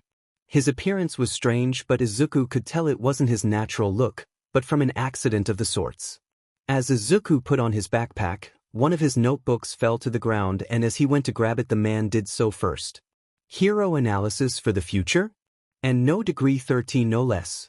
The man mused, and Izuku shrank on himself in embarrassment. Yes, it's a hobby of mine since I was a child.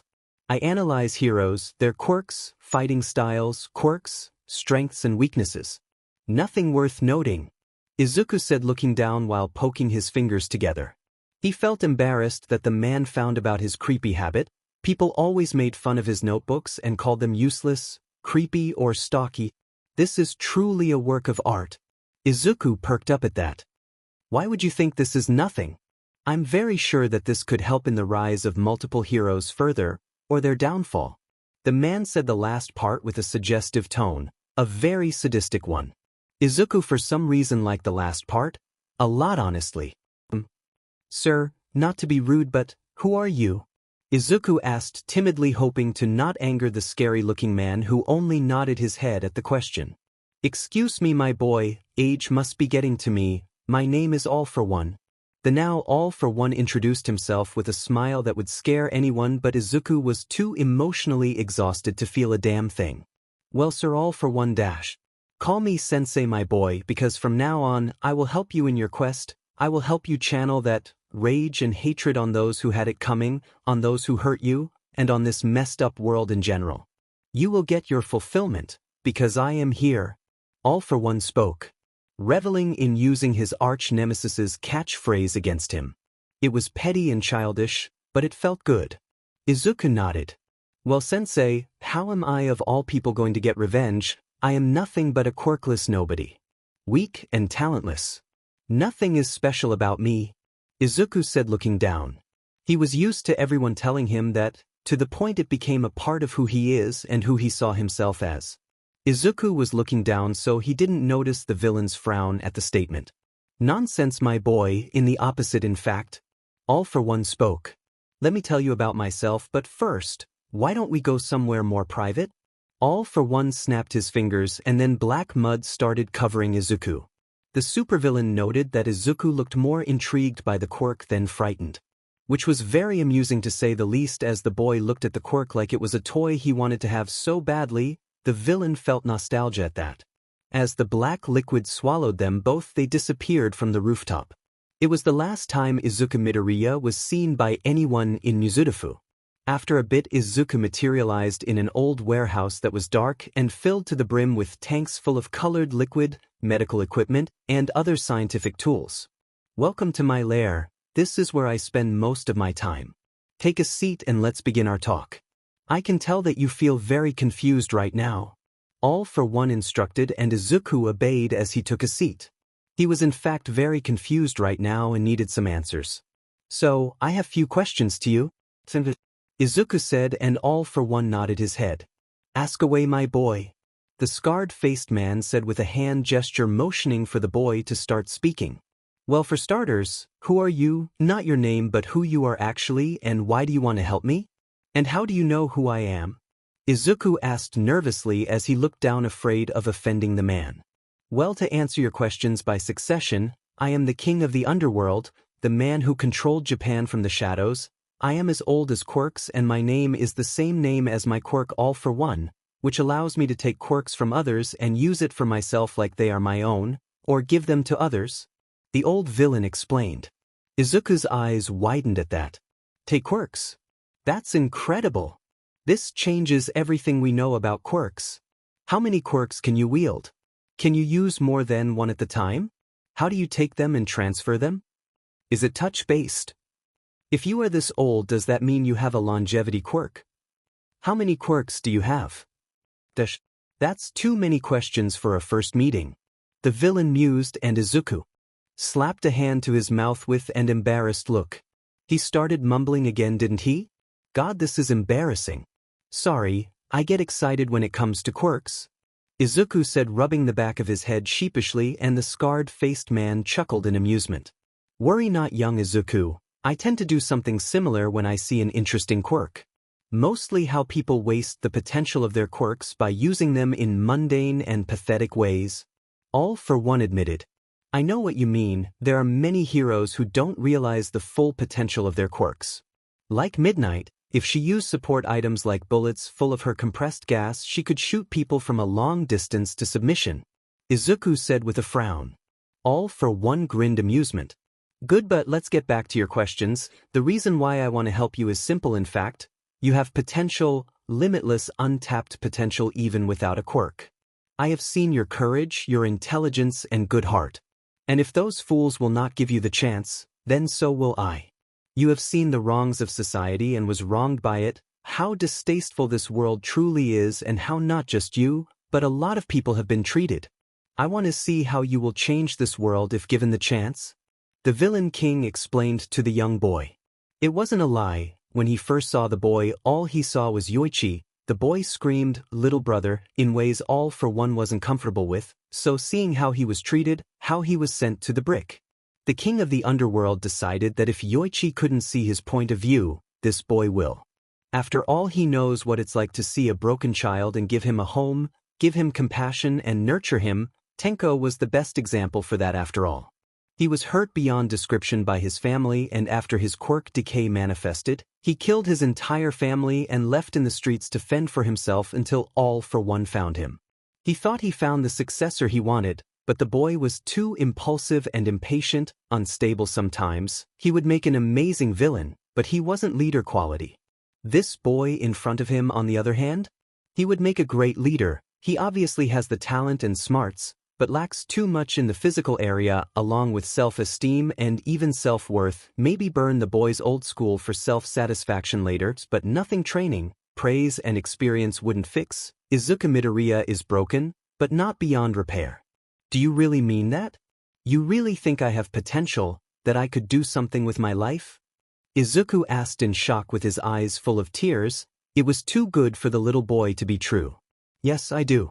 Those notebooks alone speaks volumes about your intelligence. Something like this coming from a self-taught 14-year-old boy is truly astounding, and as for you believes of being weak, I lived in the dawn of quirks young Izuku, I know how capable and dangerous the quirkless are.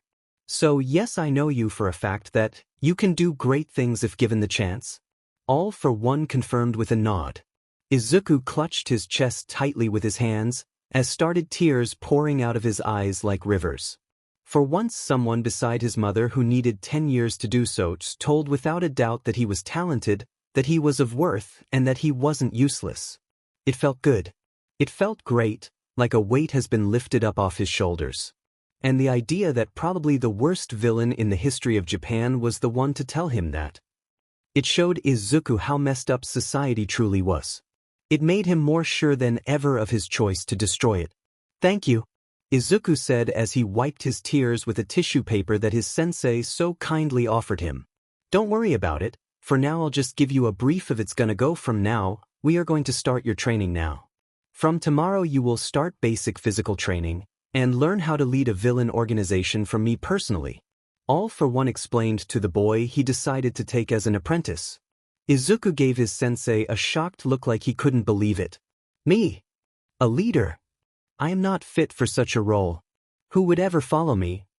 Izuku asked in shock, waving his arms frantically in panic. All for one chuckled. Don't worry my boy, you are not alone, your brother will be your guide in your path to true villainy. The old villain explained calmly with evident amusement. My brother? Izuku repeated slowly. Yes, young Izuku. Your brother. I am taking you as my ward from this very day, you are not the first one though. Years ago I found this boy, in the streets, alone and scared. No one helped him just like you, the civilians and passers-by just told him that a hero will help him. And the heroes? No one did. And why would they? No glory would come from that. He wanted to be a hero just like you and got the reality of who they are shoved in his face. I took him as my own and raised him, in hopes of having a fine successor in him, but even though he proved to be an amazing villain material and one that would feared by others, he is no leader. All for one patted Izuku's head. But you are. You two would make an amazing team. So do you want to meet him? Izuku looked down at his lap. He knew that he wasn't the only one suffering in this world. He wasn't so self-absorbed that he thought that, but hearing it now made him realize how messed up things truly are. Izuku looked at his sensei and nodded. Yes, I would be glad to do so. Izuku nodded with determination. Tamura Shigaraki scoffed as he watched the repeat of the news about the quirkless boy who charged bravely to save a classmate just to be banished by this Mizuki whatever in live television. The Tsunava bitch, he ruined a quirkless kid's future beyond repair without a care in the fucking world. It reminded the fanatic gamer of why in the darkest pits of hell he hated this society. The kid will probably take a swan dive off the roof of some building by tomorrow and nobody will give a flying fuck about it. Fucking NPCs, acting like all is great and perfect, smiling like fools while ignoring those in need, or worse, actively pushing them to the brick. Society doesn't like people who are different. They bully them, shun they, try to get them to conform. And some do, they suppress what makes them different until they fit it in. But it's almost always temporary. Those bottled-up emotions and feelings will eventually burst and cause them to act rashly. That's how mist villains are created. Sure, some are just selfish motherfuckers who do bad shit for the sake of it, but most aren't. Most are pushed into villainy, mostly mutants and those with villainous quirks. They are the most likely to be villains. That interview is quite hypocritical, don't you think? Tamura Shigaraki? Kurogiri asked and Tamura scoffed. Fucking obviously. That NPC is blowing shit ton of hot air for the image of that blonde oaf of hero. Tamura said, irritated as he scratched his neck. You're saying that even though the heroes didn't make a move, the boy's actions were still an obstacle? The newsman asked in surprise. So news guys can ask the right question sometimes? Tamura said sarcastically. I don't think the question did matter much. Kurogiri said. Yes, I am. The boy jumped into the scene while the villain was using the other boy's quirk to cause destruction. It may seem like the heroes weren't doing anything, but they were limiting the destruction to an acceptable level until further reinforcements arrived according to our protocols. Mizuki explained. However, this boy's act does not only increase the chances of him getting hurt but also the chances of aggravating the villain and cause more destruction and possibly hurt the innocents. Bullshit. The only thing you are correct about is that the sludge fuck caused a clusterfuck. Tamura scoffed. Kurogiri only hummed at that. Mizuki shot a glare at the camera. People may seem that the heroes took no action at the scene, but they were in fact trying to limit the damage to the structures and thoroughly monitor the situation. And as you can see, the situation was smoothly solved by our symbol of peace without any need for the boy's pointless deed. The only thing pointless is your face. Tamura grumbled. The boy kinda reminded him of himself. He used to go around and help people as a little kid, but that only got him beaten up at home by his shitty old man. This boy was the exact same thing. We also had reports that the boy has been applying to many hero schools and many other security agencies. He apparently wants to be a part of the hero working field. Do you have any comments on this? The newsman asked with a smile. To be a hero, one must gain proper training first. Using a quirk without a license is no better than being a villain. I personally think that the boy is not suitable for a hero or any security jobs. Mizuki said sternly. Tsunava bitch. Tamura said with a glare. His sensei was right. Hero society was a structure waiting to be torn down to shreds. And he will be the one initiating that. No, ready Tamura Shigaraki. Master will bring your new partner very soon and you should be in presentable shape. Kurogiri reminded. Tamura grinned at that. Yes, his sensei promised to get him a player too to help in his quest. Sensei said he can't do a solo game because he lacked the necessary skills, mostly strategy, leadership and charisma. Well, Tamura in all honesty would admit that he wasn't the best in team playing or leading a campaign. Maybe a player too would be great for his goals, and as Sensei said, they would be brothers.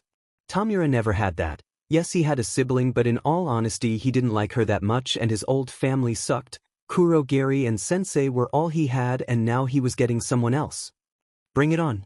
Kurogiri was texted and he opened a warp gate to transfer whoever this is. Two figures stepped out. The first was Sensei and the second was...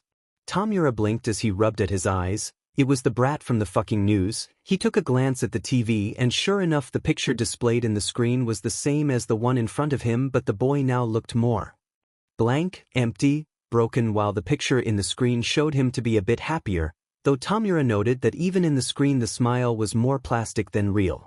Which was fair considering the bullshit he has dealt with as a quirkless for the good part of his life. Hello Tamura, how are you doing today? Sensei asked casually. Tamura was on one of the stools of the bar while Kurogiri was standing on the counter cleaning a glass like a real bartender would. Fine Sensei, and you, how's you health? Tamura asked politely. He knew his teacher wasn't in good shape since his fight with that motherfucker All Might. More than fine, but never mind that. Meet your new partner. Sensei motioned to the boy and Tamura glanced at the boy to see him looking like a nervous wreck. Tamura could work with that, as long as he sees what's special about him. Hello, my name is... The boy looked nervous as he spoke. Deku Shigaraki. He finished smiling at the last part. Yet Tamura also felt proud of his last name, his connection to his master. Nice to meet you both. The boy bowed formally. Kurogiri bowed back. Greetings, young master. I am Kurogiri and I will be here to help you and Tamura in everything you need. Don't hesitate to ask me. Kurogiri said and Deku nodded. So you are player 2? Nice to meet you. I'm Tamura Shigaraki. Tamura introduced himself. So even though you don't have a quirk, what are your skills, player 2? All for one handed Tamura a notebook. It was singed and had watermarks on them, but Tamura grabbed it and started reading and his eyes almost bugged out. What the fuck? Forget quirks. These notebooks are gold. And with Sensei's quirks this boy would destroy society like it's nothing. Tamura grinned widely as he flipped through the pages. He grinned too widely it threatened to crack his and tear apart his lips. You wanted to be a hero so badly, huh? He did see it. Those notebooks were made with passion. I don't think so. Not anymore. Not that they'd let me anyway. Yes. Quickless. He said as if it'd slip his mind. He knew how they were treated. Their loss. I read a few pages. Impressive analyses. Think you can do me? Analyze me. What can you tell me about my quirk? Well, Izuku stuttered since this is completely unexpected. He never had someone asked him to do it. He was confused for a bit, but then his nerd mode took over. I think you have a 5-digit contact destruction quirk. You can't control it. It destroys everything you touch with your 5 fingers. All the boy did was laugh. I got it wrong? There's no need to laugh. No. You got it exactly right. My quirk is decay. Everything I touch with all my fingers decays into dust. What you just did was impressive. How did you do it? Well, I just noticed that you held the notebook carefully. Almost like you were scared of touching it with all 5 fingers. Same with that game you're holding. I assume that's how you activated your quirk, and since you were trying to avoid it, it most likely was something destructive. Player 2 said bashfully. Tamura grinned as walked to him and slung an arm over his shoulder. Wanna come with me and play some Smash? He said as he held up the game he was holding. Izuku didn't know what to think. First, Shigaraki nearly forgot that he was quirkless. He said his analyses were impressive. And now he invites him to play video games? It felt surreal to him, but Sensei said that Tamura would understand him and accept him. And he did. I'm nothing much. It's just been a hobby since I was young. Pleasure to meet you, Tamura-kun. With that, the two went to play together, and all for one smirked to himself. This went better than he expected. Katsuki seethed as he watched the news while eating. Deku, that stupid, quirkless, useless, quirkless, pitiful, quirkless weakling, was the only one to come rushing in to save him. Katsuki Bakugo. He didn't need saving from that nobody. Yet he was the only one to come rushing in like that, and pull him out of that sludge freak. A smirk came to his face. At least he got torn a new one by all the heroes around and now in TV. Too bad All Might didn't let him have it as well. Having his favorite hero tell him what he did was stupid would have put the final nail in the coffin of that loser's dream once and for all. The sound of the phone ringing broke Bakugo out of his thoughts. Choosing to ignore it, he went back to eating his dinner. Hey, Kachi, get the phone, will you? Mitsuki, his mother, asked as she helped herself to a mouthful of food. You get it, you lazy bat? Katsuki growled back. This earned him a smack behind the head from his now furious mother. Is that any way to talk to your mother, you little turd?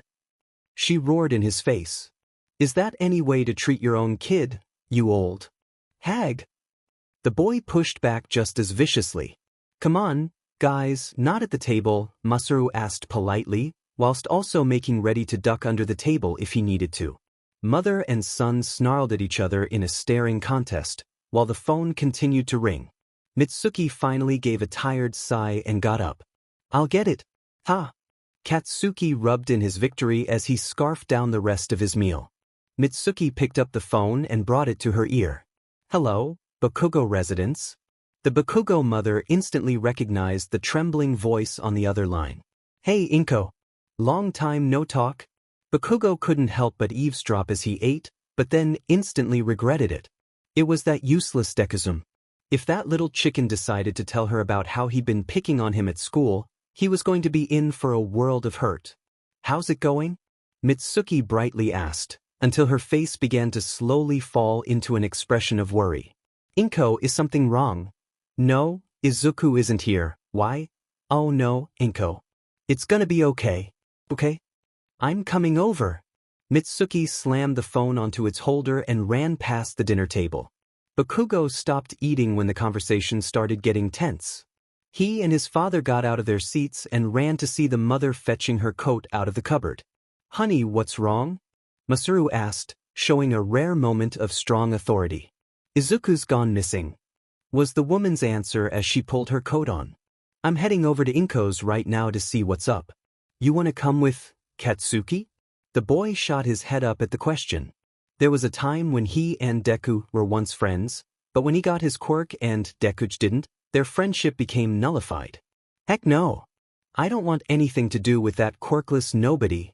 A hand grabbing hold of his collar and pulling him close to the seething face of his mother made him instantly regret his answer. Mitsuki knew the reason why her son stopped hanging out with Izuku was that the poor boy didn't have a quirk, and it was garbage like this that she couldn't stand coming out of her son's mouth.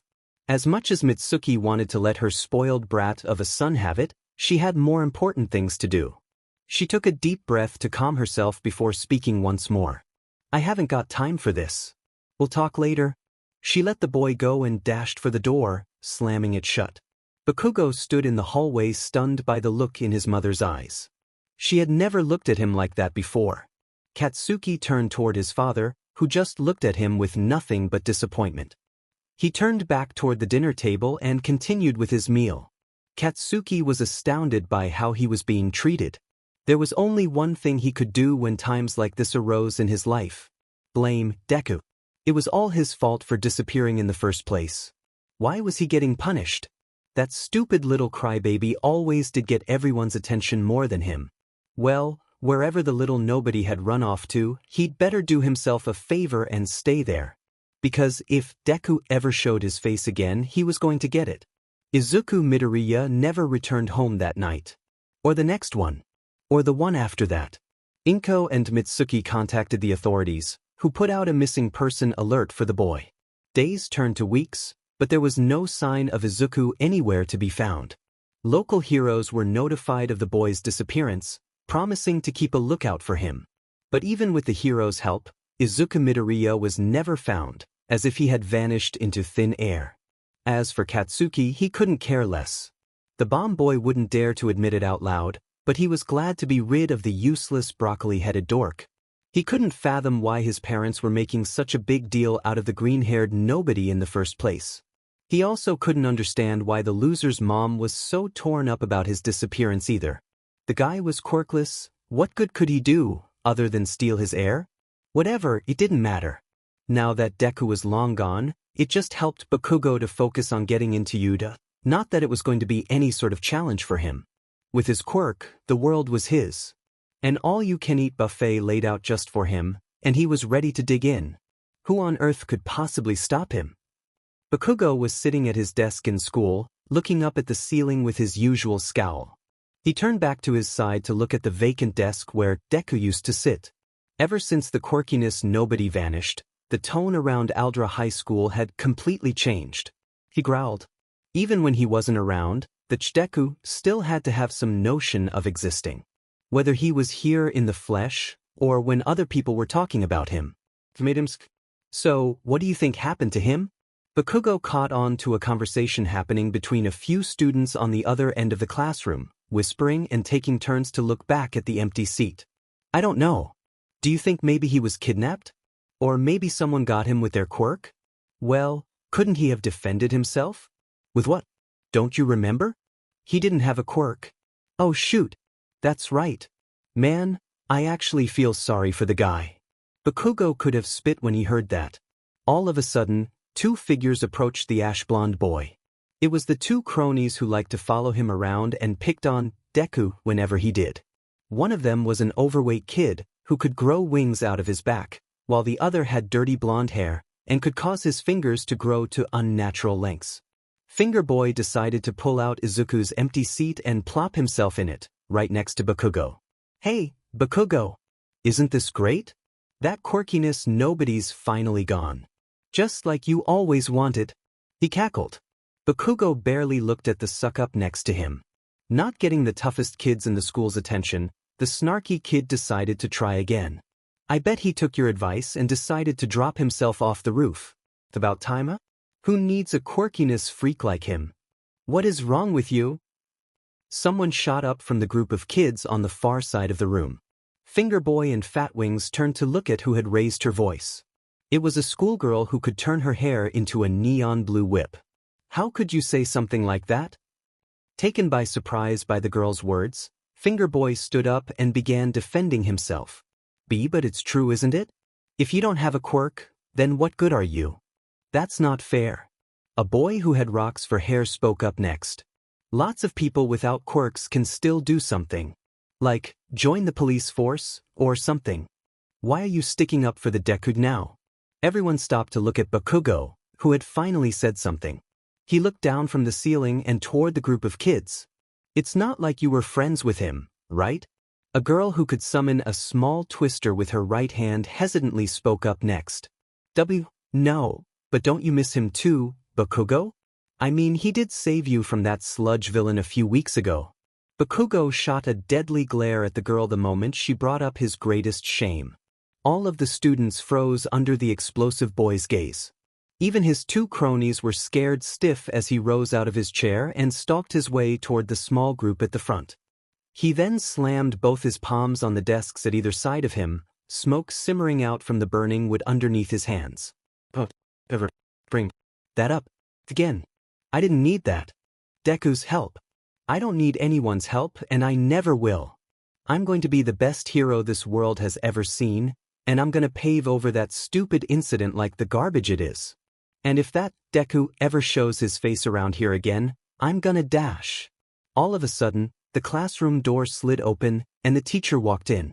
"All right, class, settle down. Time to start the day. Bakugo, please take your seat." The explosive boy shot the group of kids one last look before stomping off back to his spot, seating himself down and propping his legs up on the chair in front of him. He honestly didn't care what happened to the Deku, whether he took his advice and decided to jump off a building somewhere or not. Midnight had heard a lot of jokes about her being out at midnight, and she had never thought any of them were funny. The rated R heroine was making her nightly patrol around the city, riding her personalized motorcycle. But so far, there had been no word of any bad boys misbehaving. She pouted at that thought. She got herself all dolled up for some fun and had no one to play with. Wasn't there anyone out there that wanted to try to top the Dom? Her earpiece crackled to life before speaking. "Dispatch to all hands. We've got a break-in at the South Street Bank. Suspects are considered armed and dangerous. Any authority or heroes, please respond." Midnight placed her finger on the piece. "This is Midnight. I'm 2 blocks away from the location. Be there in the crack of a whip." "Roger that, Midnight. Good hunting." The agent on the other end stammered. Midnight just loved messing with people. Revving her engines, she raced toward the disruption, licking her lips in anticipation. When she arrived, she could easily see 4 men already inside, hacking into one of the ATMs with a hardwired phone, completely unaware of her arrival. Midnight almost felt sorry for these boys, almost. She kicked her cycle onto its stand, then made her way inside the bank. She peeled off the sleeve of her outfit, letting her quirk, somnambulist, drift off her skin and begin clouding the closed-off room. Whoa. What do I spy? A few naughty boys stealing from someone else's piggy bank. The thugs turned around to see Midnight standing there, in a confident and domineering pose.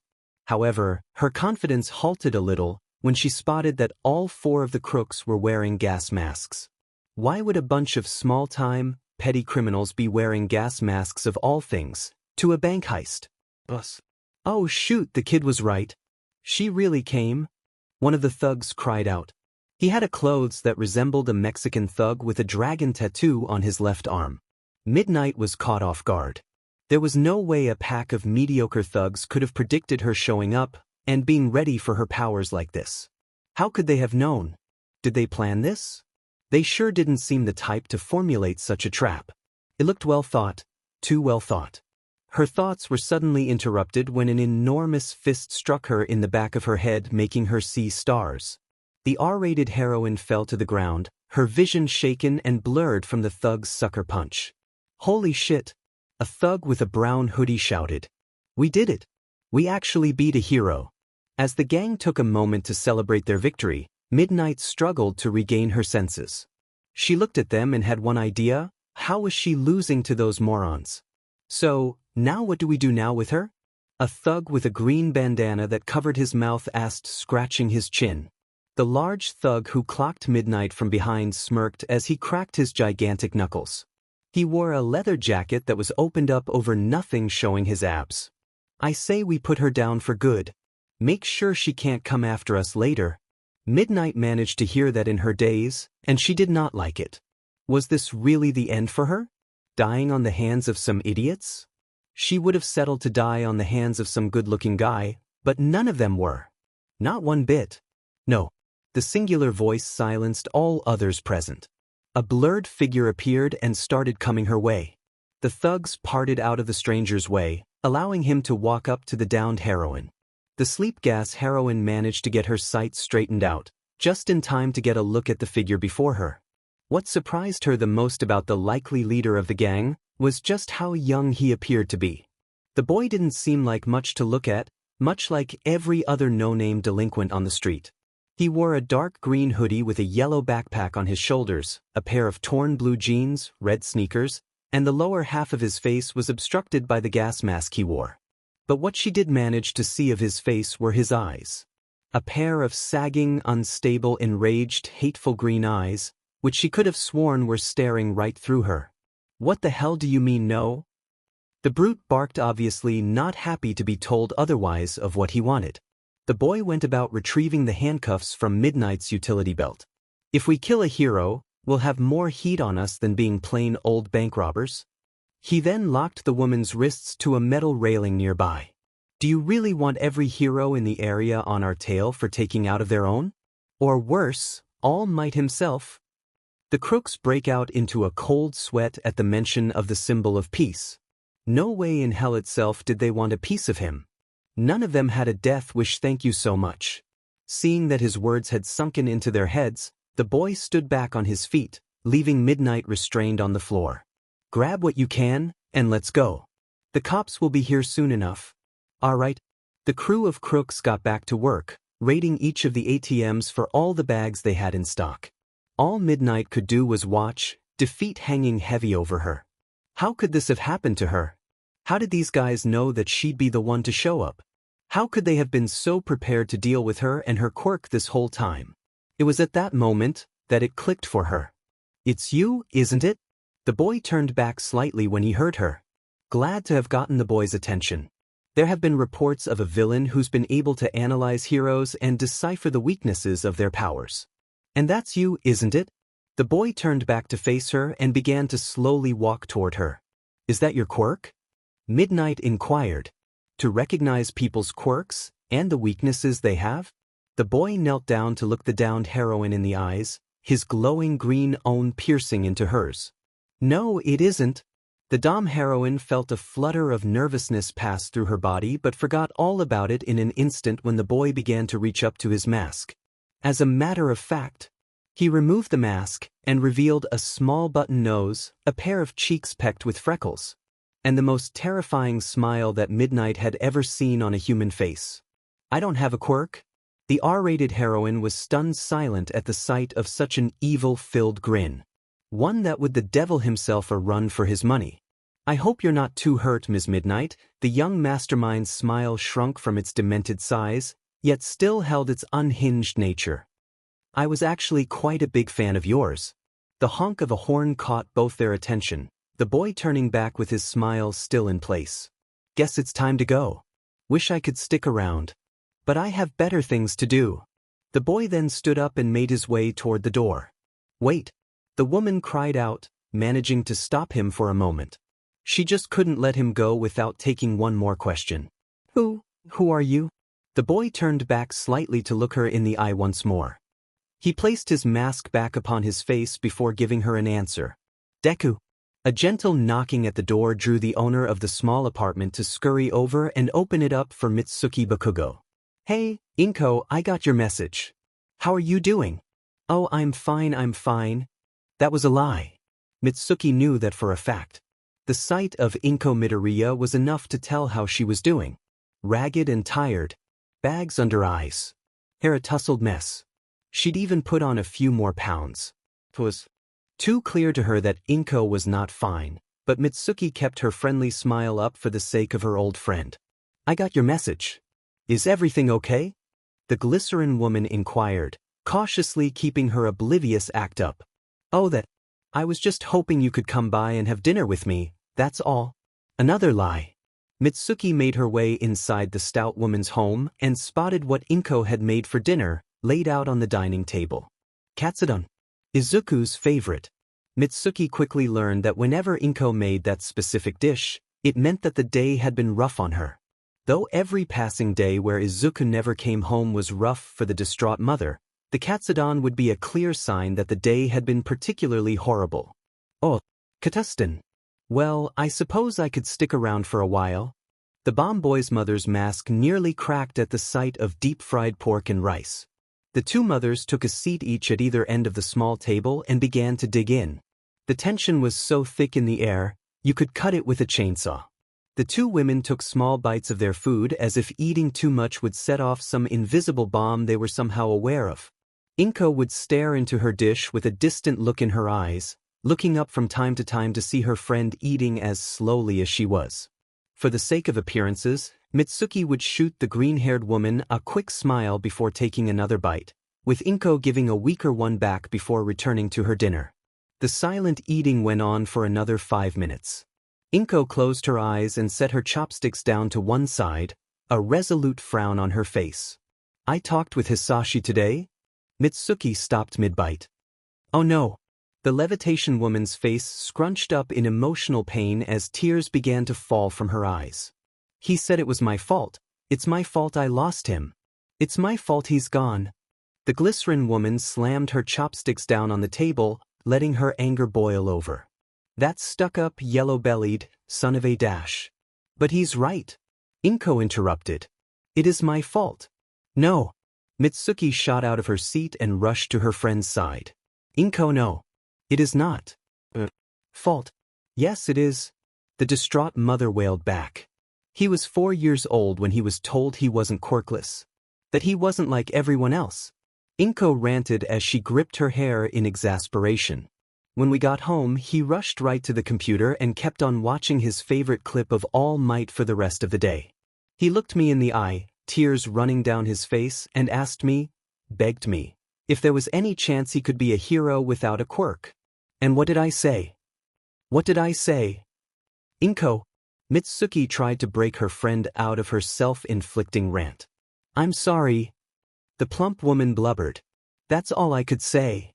I drove him away. I gave up on him. I didn't believe in him." "You didn't give up on him."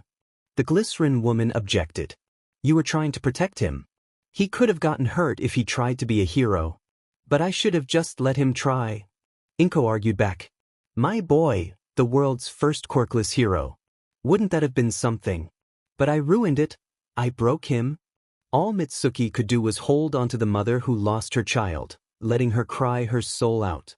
They both completely forgot about their plates of katsudon, until they had gone cold. Izuku grinned widenly as he counted the money with the small-time gang he had just worked with. It was a small job but a start. Everyone got to start off from somewhere, right? And now he was around. 3 million yen more rich. He can get this all invested into Yi new hideout. Which reminded him that he had more work tomorrow after this. "Hey kid. Thanks for the help. This was a piece of cake thanks to your help." The thug with the bandana mask grinned widely as he counted the money. "Yeah man. For quirks. You don't have one and you led us to victory like it was nothing. We beat a hero." "A hero?" The one with the brown hoodie cheered loudly. Deku smiled as he looked at the crooks. He lifted his bag and slung the thing over his shoulder as he started walking away. "Thanks, pleasure doing business with you people. Until we meet again," the green-haired mastermind said as he started walking out of the old warehouse. "The feeling is mutual, ma man. If you ever need help, please contact us." The brood of the team cheered and Deku waved at them with a nod. As he exited the warehouse, he let a large, cruel Cheshire grin into his face. It was getting better by the day. It has been 6 months since he joined the League of Villains. Yeah, the name is kinda cliché, but he and Tamura were proud of it. Soon they will start gathering members for their group. Tamura just wanted to start with some fighters and wreak havoc, but that was too small for Izuku. No, that wouldn't do. Izuku is gonna be the next all-for-one. The Emperor of Villains. And an emperor needs an empire to rule and a lot of underlings to follow him. So to start his empire, he must decide the League into branches to combat the corrupt government and those false heroes that this society worships so much. Each branch will have to be of different field, all serving the League in general and its needs. The Vanguard Action Squad, which does most of the fighting and killing with Tamura-kun as the leader, which he happily accepted the role with gusto. Then there must be something that Izuku thought the villain side needed for as long as it existed, something that heroes had over villains. Support gear and items. Izuku will make the villains as capable of accessing support gear and equipment as heroes. It's only fair to level the field after all. An intelligence, espionage and information gathering department is as necessary to be one step ahead of the heroes, to make sure none of the League of Villains' operations would be struck down by heroes. It also has the secondary purpose of gathering dirt on the heroes to expose them to the world. Oh, and a branch that specialized in heists and thefts. The League needed a money, and Izuku will be damned if he kept ribbing banks as the Emperor of Villains. Izuku kept musing on those thoughts as he walked into an alleyway and went inside quickly. He made sure that no one followed him before he grabbed his phone and texted Kurogiri to open a warp gate. Satan 2, Kurogiri, please open a warp gate to this location. XXXXXXX. Chauffeur, yes, young master. Just like that, a warp gate opened in front of Izuku. The quirk fascinated Izuku to no end. The ability to open warp gates to anywhere as long as you got the coordinates is something that would serve Izuku just fine. Izuku stepped into the warp gate and was enveloped in a cloud of dark mist for a second before he appeared in the familiar bar in Kamino Ward. Hey there, little brother. Tamura greeted as he playing a video game in the couch. How was the heist? Izuku rolled his eyes at his video games obsessed brother. He had no idea how someone who lived on energy drinks, fast food and video games was as deadly as he was. But considering that Izuku has taken out some pros on his own, it wasn't that outlandish. Perfect, Tamura-kun. Midnight didn't know what hit her. Literally, it was actually sad how defeated she looked when I told her I was quirkless. Izuku cackled manically as he sat on a stool facing the self-appointed resident bartender with a beaming smile. So innocent that the mist villain cursed the world for dampening such a smile. Can I get some tea, Kurogiri? Izuku asked politely, and the bartender nodded his head. So, when are we starting the recruiting process? Tamura asked, not looking up from his Nintendo Switch, but he was paying attention closely to his little brother and boss. In few more months, Tamura-kun. We need resources. Money is the most valuable asset we could get. Just because Sensei can lend us as much as we need doesn't mean we should. If we are to take over the underworld and rebuild it after All Might wiped most of Sensei's followers and organizations, we should do it with our hard work. Izuku explained as he was writing on his notebook labeled, How to Destroy Hero Society No Degree 2, with extreme focus and a smile that would make all for one proud. Tamura and Kurogiri actually almost felt sorry for society as a whole, almost as the key word, since Tamura didn't give a flying fuck about it. So what about you? Keeping tabs on the situation in the country and the crime underworld? Izuku asked casually, and Tamura nodded his head. Yup. The heroes are still as fucked up as ever. Nedzu and the HPSC president are still on their Cold War shit. Oh, which reminds me that the number 3 hero Thunderbolt is assigned an HPSC representative at Udata now. Izuku scowled at that.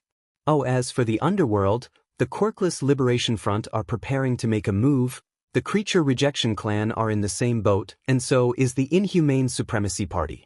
As for the Meta Liberation Army, you know how that went out? Tamura shrugged, and Izuku nodded grimly. Yes, 2 months ago there was coup of the Meta Liberation Army that, even though it failed, did quite the number on the hero system. All Might kicked Redestro's ass, but the media and government denied that. Why, you ask? It's because the Detronat Lifestyle Company is a great chunk of the country's economy. If Detronat is down, so is the economy. It was an absolute mess. Ever since Sensei died, in the eyes of the world, all the organizations he oppressed and kept in check were making their moves. Japan was basically in a shadow war. The underground heroics joined forces into one organized community led by Eraserhead and Ms. Joke, and the Nurahata Vigilantes started a vigilante alliance that gathered all vigilantes around Japan, supported them with training and equipment, and the alliance is working side by side with the underground community. Yeah, we will have to deal with those guys later. First the kingdom building, then the decimation of those organizations. And then the domination of Japan. Izuku decided, and Tamura nodded his head in affirmation. You are the boss. Your word is a law. Tamura shrugged. Kurogiri handed Izuku a teacup with hot steaming green tea in it that let out a relaxing smell. Thank you, Kurogiri. Izuku beamed as he sipped on his tea with a content smile on his freckled face. Kurogiri nodded his head as he looked at the 2 kids in front of him proudly. It made him happy to see those 2 maturing so quickly, and he knew that Master was also watching and feeling proud of them too. Izuku got up from his seat as he stretched his limbs and walked into his bedroom. "Good night, you two. I have work in the morning and will take all day, so don't wait for me," Izuku said with a smile as he walked to his room. Izuku panted as he was standing in the training area with a katana in hand and minor scratches, bruises and cuts all over him. At least his master is generous enough to heal him when he's done. "Speaking of the devil, Nomu, destroy." All for One spoke up from his throne. One of the Nomus waiting at the edges of the room charged forward, reaching to grab Izuku, who jumped out of the way. A long and thin blade was in Izuku's hand. A rapid swing cut the Nomu's hand off. That much he had managed before, but the other hand was coming in for a punch. Even as he had swung with blade, he wasn't fast enough to dodge, so he had to settle for using said sword to block the punch, but it wasn't enough. Izuku flew backwards, feeling his bones creaking as they barely held together. He stumbled as his feet touched the ground a fraction of a second later, but this time he remained on his feet. The Nomu continued its assault, charging forward with its cut and bleeding arms spread wide. After enduring a shattered arm, that was one bear hug Izuku did not want to experience, unless the creature was planning to tear him in two. Izuku's first instinct was to scream and run. His sensei's training was to attack. With adrenaline running through his veins, Izuku charged forward, ducked under the Nomu's arms, and shoved his right hand upwards. Hot droplets fell on Izuku, making him to jump away just in time to avoid being trapped under the falling body. He crouched to stare at the Nomu, the dead Nomu, with its exposed brain split in two and not healing. "Excellent, Sensei. Your first clear victory. I didn't mean to kill it. My body just moved before I had time to think," Izuku said in shock. "That means you are developing proper fighting instincts. Your analytical abilities are impressive, but sometimes you must be able to just move," he declared, wailing close enough to ruffle Izuku's hair as he spoke in a softer, warmer tone. "I know it is a bit shocking to you. With Kurogiri around, it is difficult for you to accept this Nomu was just a brainless creature, but you still did good. In fact, I have a gift for you." "Nomu 1, bring the suitcase." The Nomu that had broken Izuku's arm before in his early matches in the start of training took a large black briefcase and brought it to the master and student. The supervillain took it and held it open in front of Izuku. Izuku simply stared at the contents for a moment until he reached in and took out a black face mask reminiscent of the lower half of Sensei's helmet. It was as thick and would easily cover its user's neck, but the front had a thicker shield-like part than his Sensei's. It had pipes coming from it. "Is this?" Heroes have their unique costumes to help in creating their public image. Many villains have them as well, but primarily to hide their identity, he said. "You told Tamura you want to change the society instead of just complaining about it, something I have been proud to hear. Go take a shower and try it on while I clean up this mess," All for One said as he shooed Izuku away. Izuku took the suitcase in silence. He was grateful. Now he was honoring his master by wearing a similar costume. He will start wearing it when he takes All for One. He took off his shirt stained in Nomu blood and took a long shower to wash the rest off himself. As he was drying with a towel, he stopped in front of the bathroom mirror to see if he had washed off everything. He stopped to stare at his reflection and wonder who was the person looking back. Some of the depressed tiredness he accumulated over the years was gone from his face, and his reflection looked older than he remembered, both his face and body, and the later was really starting to show the results of his training.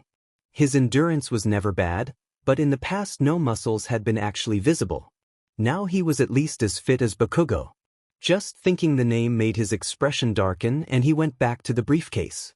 Izuku changed into the new villain costume. Similarities with his father's usual dress were obvious. The color was the same and the design, but Izuku had hidden holsters in his sleeves for knives. They were more comfortable than they seemed and didn't feel like they hindered his movements. There were two exceptions to the simplistic, formal look. It came with quite tall and heavy-duty metal-reinforced combat boots, and gloves which also had metal at the back of his hands, fingers pieces like brass knuckles. Izuku would have preferred red boots though. It took him a moment to put on the mask as he took a glance at the design. But eventually he put them on. "Cool," he said, surprising himself with the distorted and low voice that came out of the integrated voice changer. Somehow the mask seemed to fit it, a communication device, a microphone, and what appeared to be filters for a gas mask. He returned to his master. All of the low-tier nomes were gone and there wasn't as much as a bloodstain left of the dead one. It was just his sensei, Kurogiri, and Tamura-kun. "Oh, brother," greeted Tamura. The young right-hand man looked at him for a moment and muttered, "Literally a mini-boss. Looks good, just as I expected. How does it feel?" Sensei asked casually with a smile. "Great, like it was custom-tailored for me," Izuku responded. "That is because it was. But I never got measurements taken. I had to replace my eyes with quirks. In some ways they are better than normal vision. Acquiring precise measurements was no problem. I even observed how you typically move. The costume was made to work as a formal wear like mine to be formal and representative, while still being simple and practical in battle. The material is fire and stab resistant, but you will need something heavier if you plan to get shot." All for One explained. "Formal," Izuku muttered. "When you first started teaching me you said that it's a quality of a leader?" "Yes. All Might may have decimated my previous empire, but many separate operations still remain, mostly information gathering, secret research, and agents running my legal cover businesses. Things that cannot easily be stopped by punching. For years I have kept them under control from a distance, but now that I am dead, it wouldn't do. Kurogiri can do only so much while the doctor is busy with other matters." All for One explained. "So, you want me to take over those along the rest of your business in the underworld?"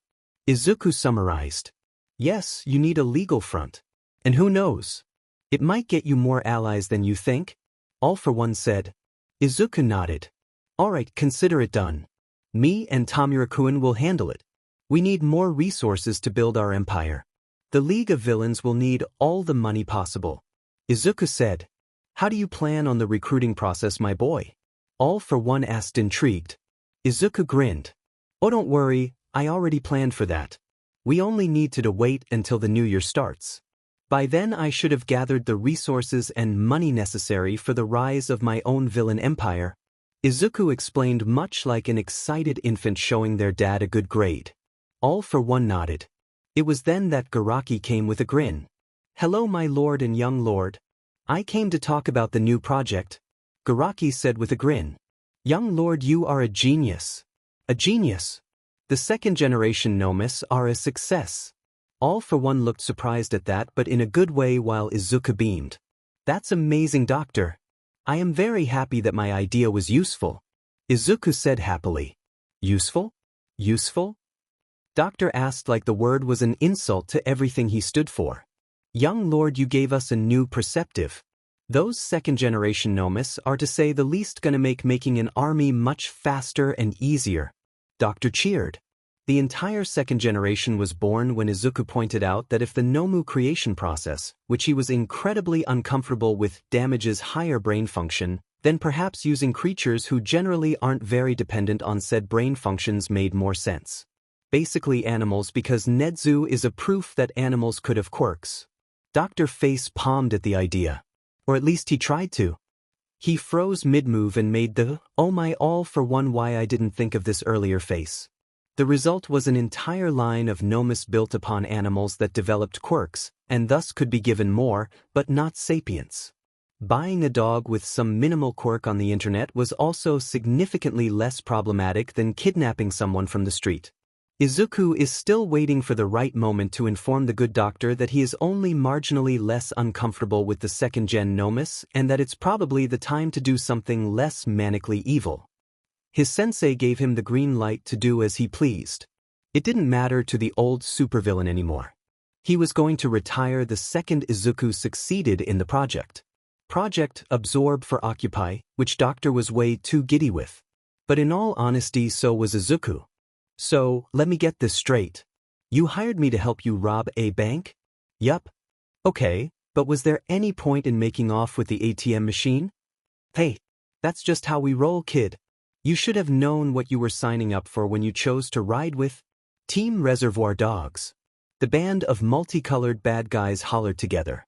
Deku put a hand to his face.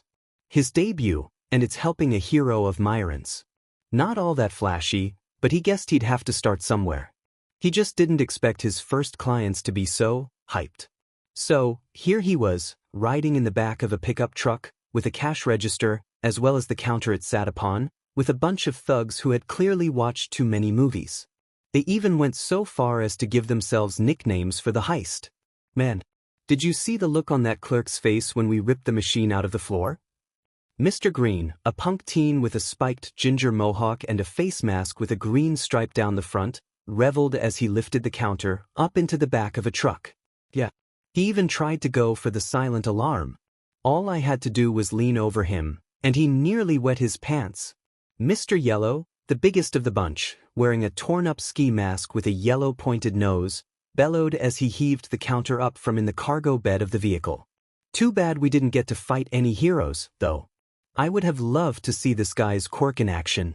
Mr. Blue, who wore a blue headband that held his towering brown hairdo, mentioned as he hiked a thumb at the young analyst in the back. Yeah. Looks like we didn't need your help after all, bunny boy. Mr. Red, wearing a black eye mask with 3 red horns sticking out the forehead, reveled as he got into the driver's seat. And since no heroes showed up, you don't get a cut of the job. They're not bunny ears, they're supposed to be hair strands, Deku grumbled. He really should have seen this coming. Deku didn't mention it out loud, but it was supposed to be a play on his old costume look, since before, he wanted to look like All Might as much as possible.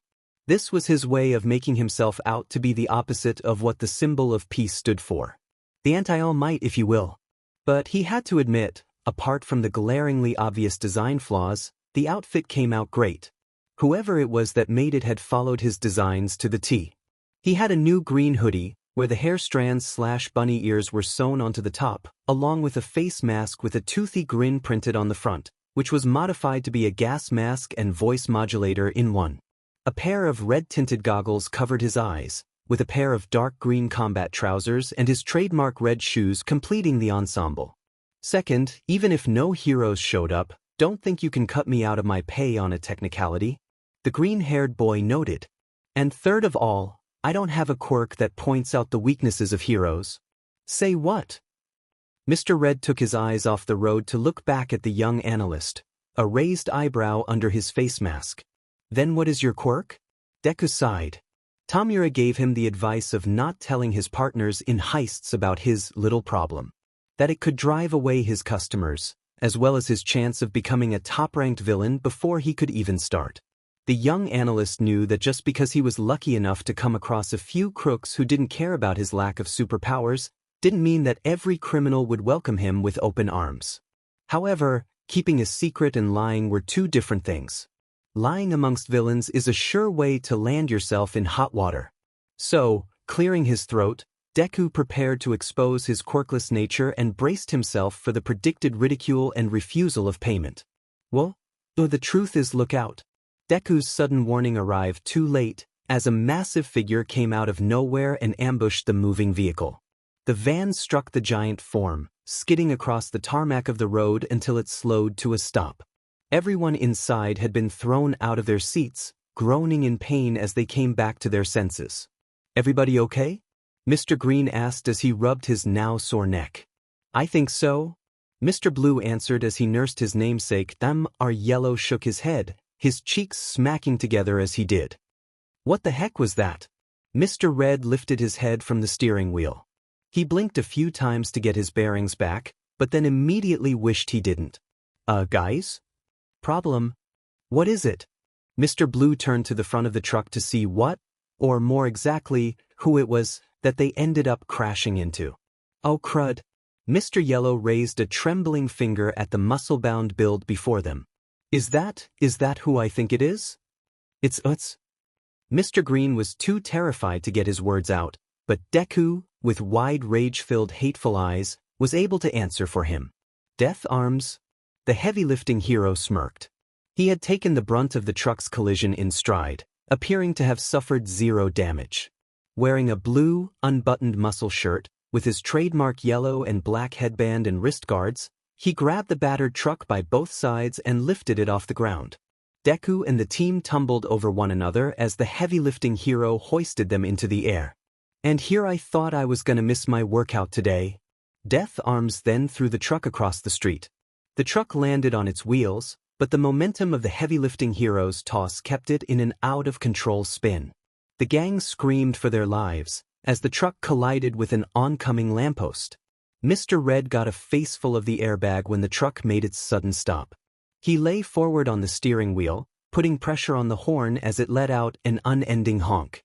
He awoke from his sudden concussion, only to see Death Arms coming their way, cracking his knuckles with sadistic glee. "We're done for."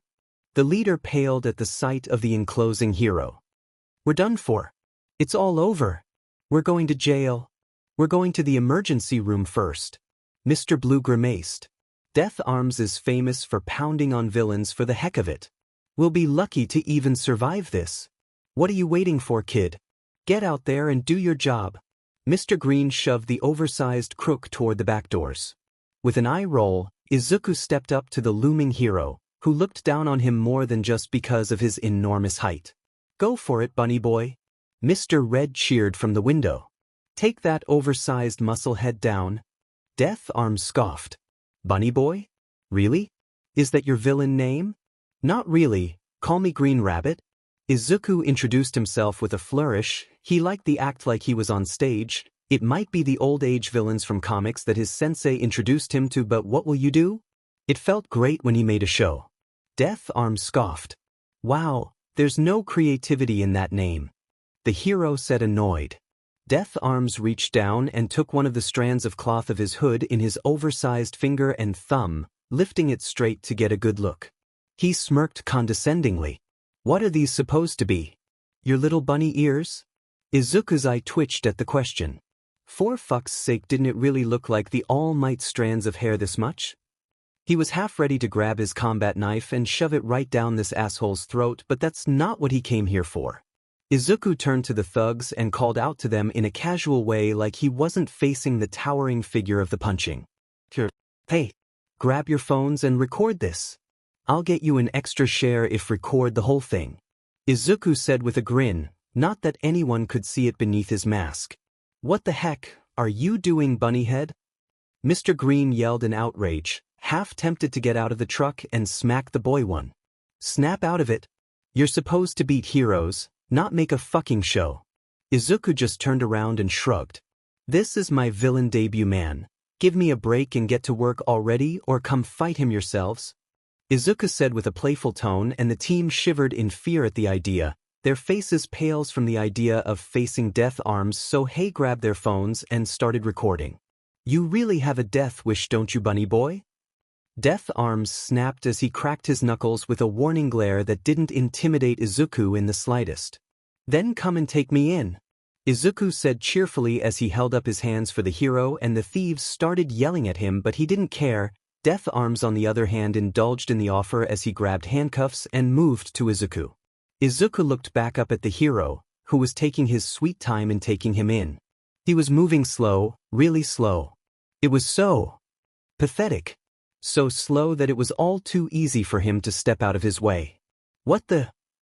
Death Arms asked no one as he tried to grab the boy again. The green-hooded mastermind stepped out of his path again.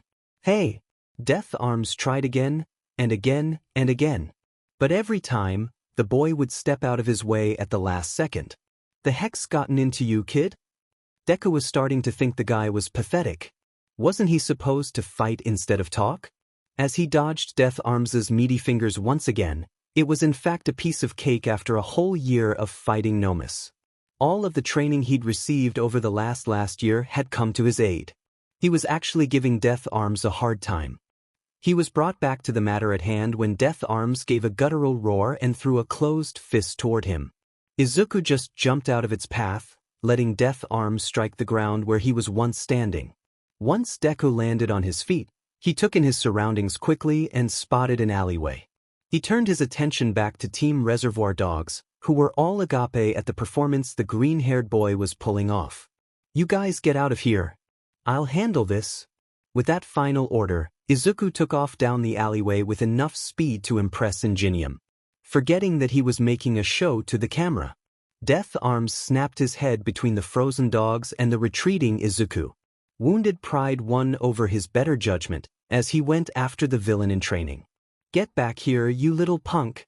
Team Reservoir Dogs was still stunned in place until Mr. Green snapped out of it and smacked Mr. Red upside his head.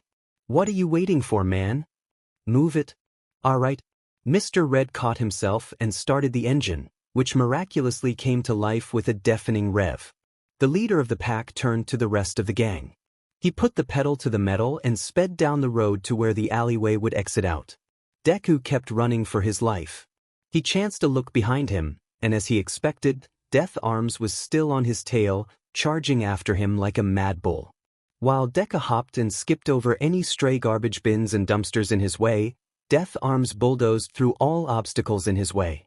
Soon enough, Deku came out the other end of the alley. He raised a hand to his face as the sun hit him in the eyes. Once he adjusted to the light, he took in his new surroundings. Across the street was an empty construction site, with a towering construct of girders sealed together.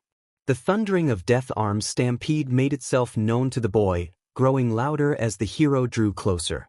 Deku raced across the street and into the construction site, right before Death Arms burst out of the alley, with brick and garbage flying everywhere on his arrival. The heavy-lifting hero spotted Deku heading to the site and gave no second thought as he chased after him. The fact that a scrawny little string bean made a fool of him was not sitting well with the heavy-lifting hero. No one made a fool out of Death Arms, and this kid was going to learn that the hard way. As Death Arms charged into the building site, Team Reservoir Dogs pulled up outside, catching the heavy-lifting hero still after the green-hooded kid. They spotted the boy and behemoth in the construction site, and Mr. Blue began scrambling around his pockets until he found what he was looking for. He pulled out his phone and turned the camera on. He did not want to miss a second of this or the boy might break his legs. Death Arms finally caught up with the kid and started swinging his fists wildly, wanting nothing more than to beat the painted-on smirk off the child's face. Deku grinned to himself as he ducked and weaved past all of the heavy-lifting hero's blows. Deku was running circles around Death Arms, hopping and skipping over and under the massive man's muscular limbs.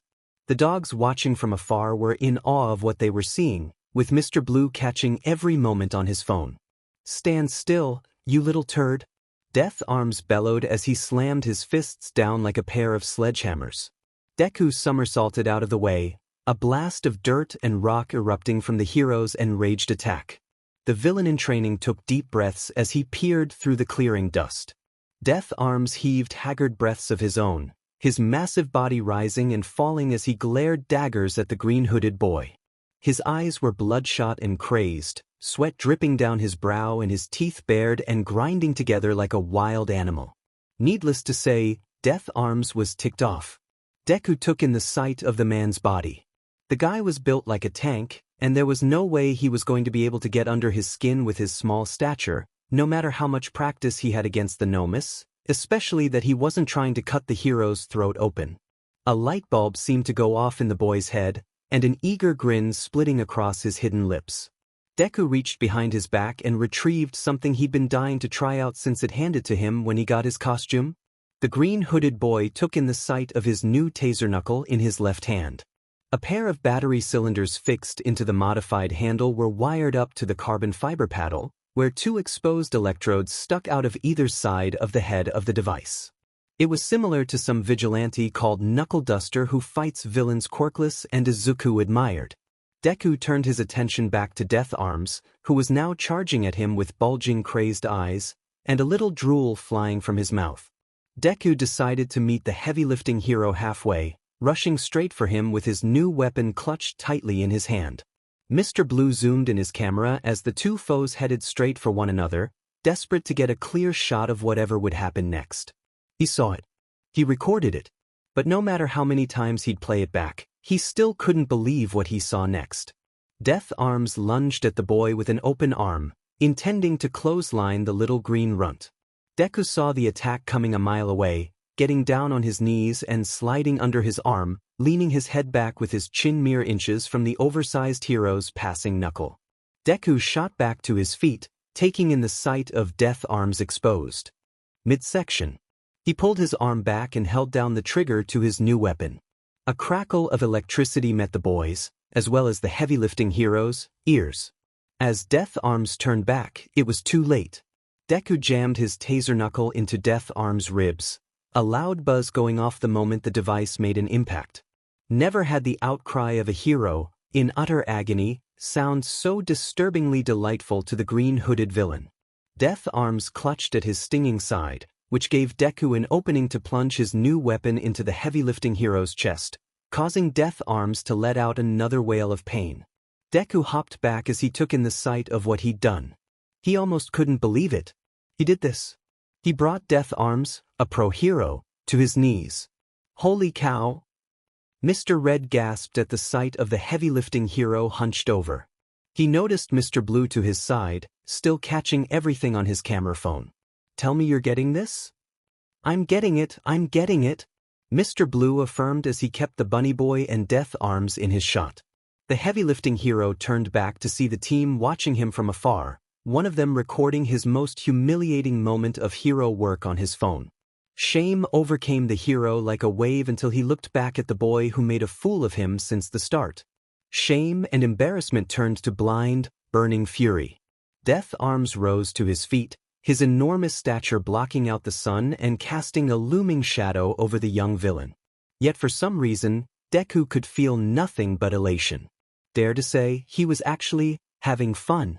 I'm putting you behind bars. Death Arms rose his fist high over his head. But not before I put you in a W. Death Arms charged at Deku, swinging his hulking limbs at the boy, desperate to get even one hit on him. But Deku denied him at every chance, backing away until the two were under the structure of the site itself. The dogs got out of the truck and hurried over to get a better view of the fight, Mr. Blue still holding up his device. He got a good shot of Deku hopping over Death Arms and delivering a knee to the back of his head, sending the heavy-lifting hero face-first into an oncoming girder, the impact causing an echoing ring. Deku took notice of how the structure around him began to shake all around him and the hero.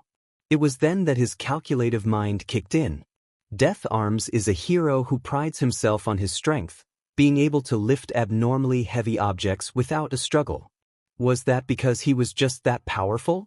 Or did it have something to do with his quirk? Deku decided to investigate. He reached up to his mask and turned a small knob, which raised the volume of his modulator. What's the matter, Death Arms? Having trouble keeping up? Maybe you shouldn't have skipped leg day. The heavy-lifting hero's response was to snarl and lunge at the boy, who all too easily ducked and rolled out of his way. In Death Arms' blind rage, he had knocked a girder supporting the building frame around them. Deku led Death Arms around the area, tricking him into smashing more of the structure's legs, with Death Arms too furious to notice. I'm gonna rip those bunny ears right off your head. Death Arms threw one more punch toward the slippery rabbit boy. One more punch that Deku easily avoided at the last second. One more punch that collided with the fragile structure over the heavy-lifting hero's head. One more punch to start bringing the place down. Death Arms finally stopped seeing red long enough to notice the construct of metal beams starting to creak and groan. The structure of girders started to wane on itself, until one by one, the formation started to crumble. Death Arms was in the dead center of the construction, as a pile of girders fell right on top of him. But thanks to his signature super strength, Death Arms was able to hold up the load. However, more beams kept raining down on him as the structure around him continued to collapse. Death Arms groaned under the pressure, wincing as he once again fell to his knees. It was at that moment when the one who he had been trying to pulverize appeared before him. Death Arms looked up into the concealed eyes of Deku. Even though his face was hidden, the heavy-lifting hero could feel the smirk spread across the boy's face. I had a feeling there was more to your quirk than just simple super strength. The young analyst deduced. It only allows you to lift a specific amount of weight until your body can't take any more. Death Arms' anger started to rise once more, giving him a small boost of empowerment as he attempted to lift himself with the weight on his shoulders. Little. How much weight does your quirk allow you to handle, I wonder? 2 tons? 4 tons? The green-hooded boy tilted his head to one side as he investigated the mass of stacked metal the hero was holding up. By my estimate, that has to be about 6 to 7 tons of weight, give or take. When I get out of this, I'm gonna... Death Arms' threat died in his throat when the green-hooded villain produced a single pen from his pocket. From the look in the kid's eye from behind his goggles, Death Arms had a nasty idea of what he intended on doing with it. And now hold on a second, kid. You don't have to do this. W can work something out. I can get you time off your sentence. How does that sound? Deku tapped the pen against his bottom lip in mock thought, the red plastic reflecting in the sunlight with a deadly red glint. Did I just hear that right? The great and powerful Death Arms bargaining with a lowly villain like myself? Just when you thought you've heard it all?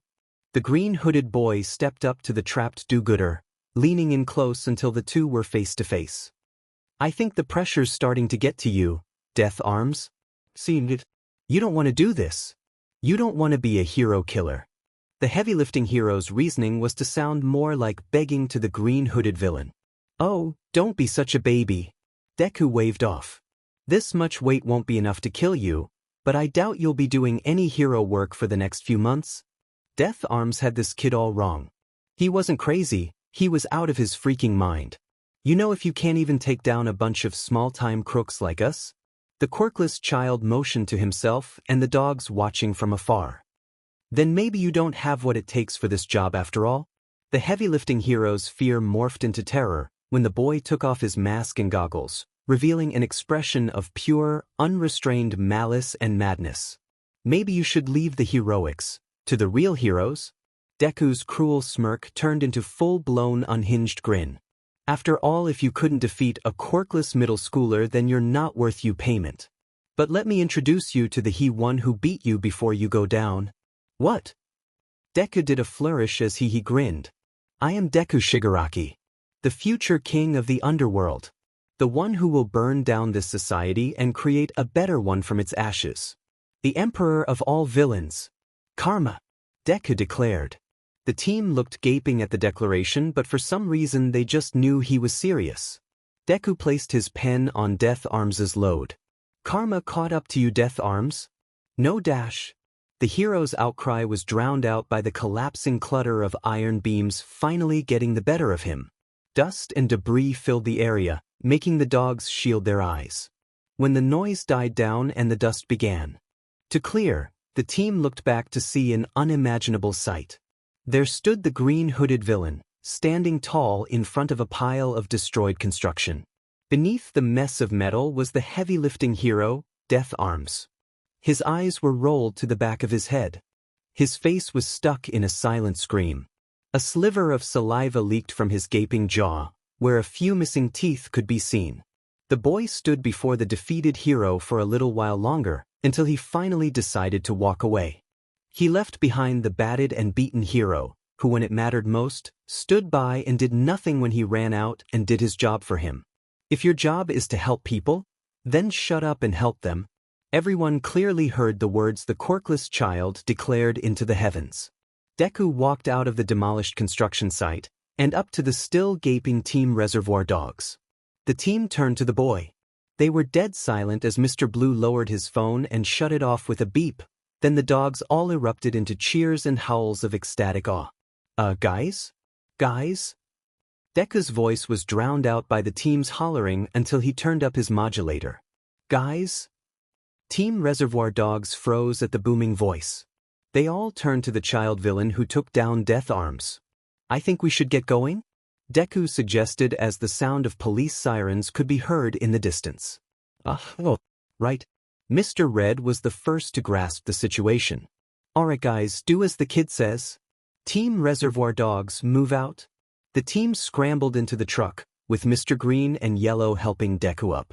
Mr. Red floored the gas pedal, with the truck screeching into movement as they raced off from the scene long before the authorities showed up. Holy cow, kid! That was amazing! Mr. Red slapped the steering wheel in astonishment. You took down Death Arms. The Death Arms. Mr. Blue then held the camera to take clear shot of Deku as he made dramatic pose. Hello there, rejects of society. For years we have been oppressed by those sickos called heroes. Beaten down for being different. Those with weak, mutant, villainous quirks or no quirks at all. If you want to change society, then seek the League of Villains. It's where you will find salvation. Izuku declared to the camera. I, Deku Shigaraki, the future king of the underworld, will start my own villain organization to stand up to the injustice this society has gone into. Mr. Blue uploaded the video into the internet quickly as Deku finished. Tamura got himself situated into his favorite couch and put all his snacks and energy drinks into the small table in front of him, ready for a nice 7 hours gaming session, much to Kurogiri's dismay. He started the gaming console, but much to his despair and Kurogiri's petty amusement, the console needed some time to download some much-needed upgrades to the system. With a chain of curses profane enough to set someone's hair on fire, he grabbed his phone and started scrolling through it for anything worth his time. He took a sip of his drink just to spit it all out, alarming Kurogiri. Tamura Shigaraki. Is everything alright? The must-villain asked in alarm, and Tamura motioned for him to come and see. The Nomu did as instructed and looked at the fanatic gamer's phone, and his yellow misty eyes widened in shock at the title of the video. It was a video entitled "Quirkless Villain Dunks on Death Arms and Declares War on Japan."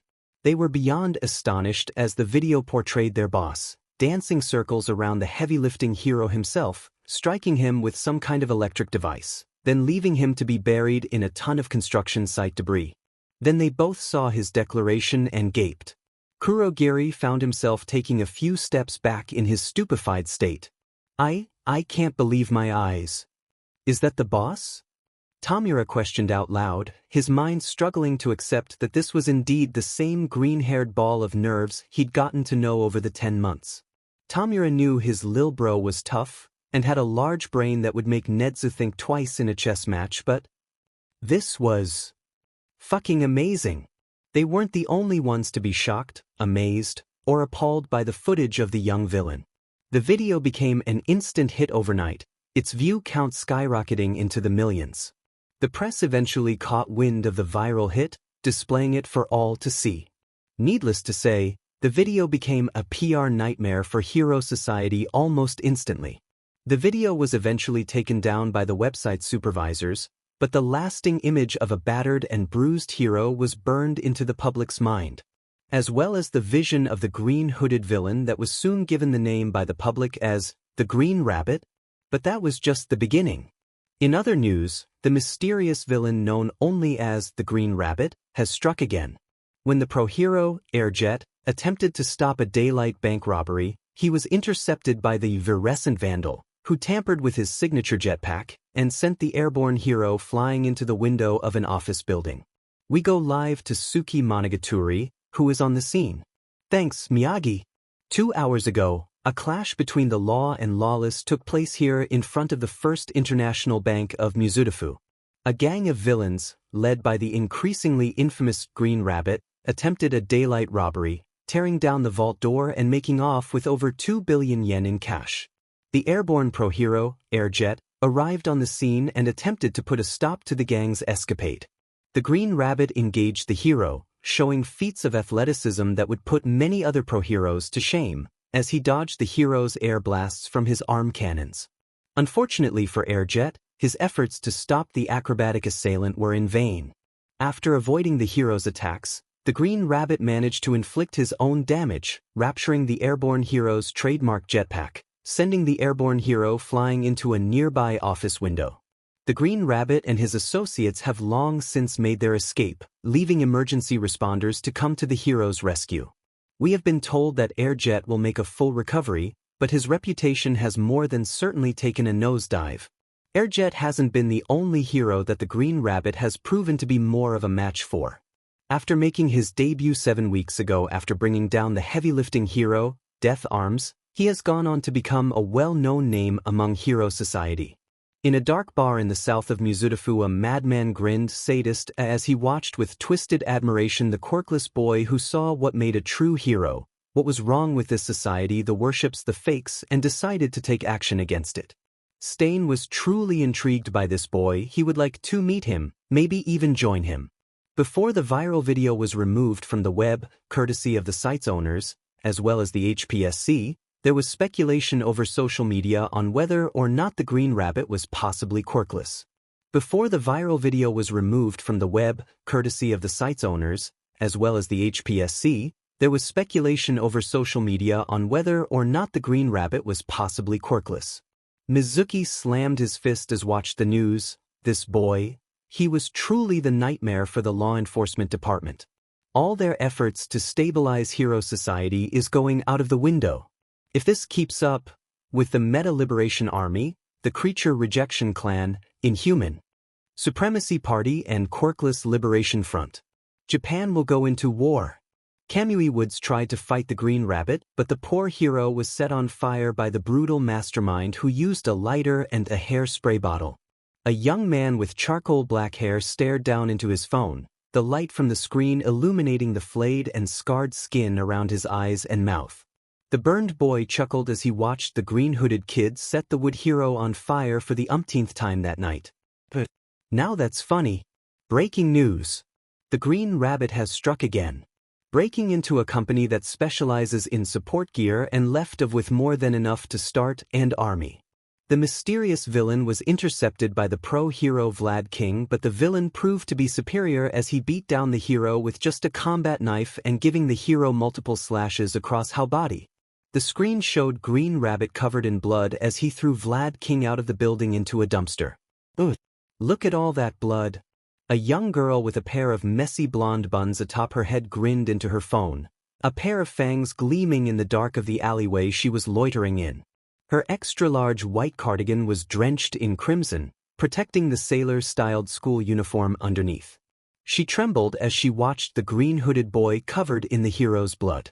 Her smile grew wider as blood splattered across the boy's face, helping to decorate his expression. He's just so cute and dreamy. I could just eat him.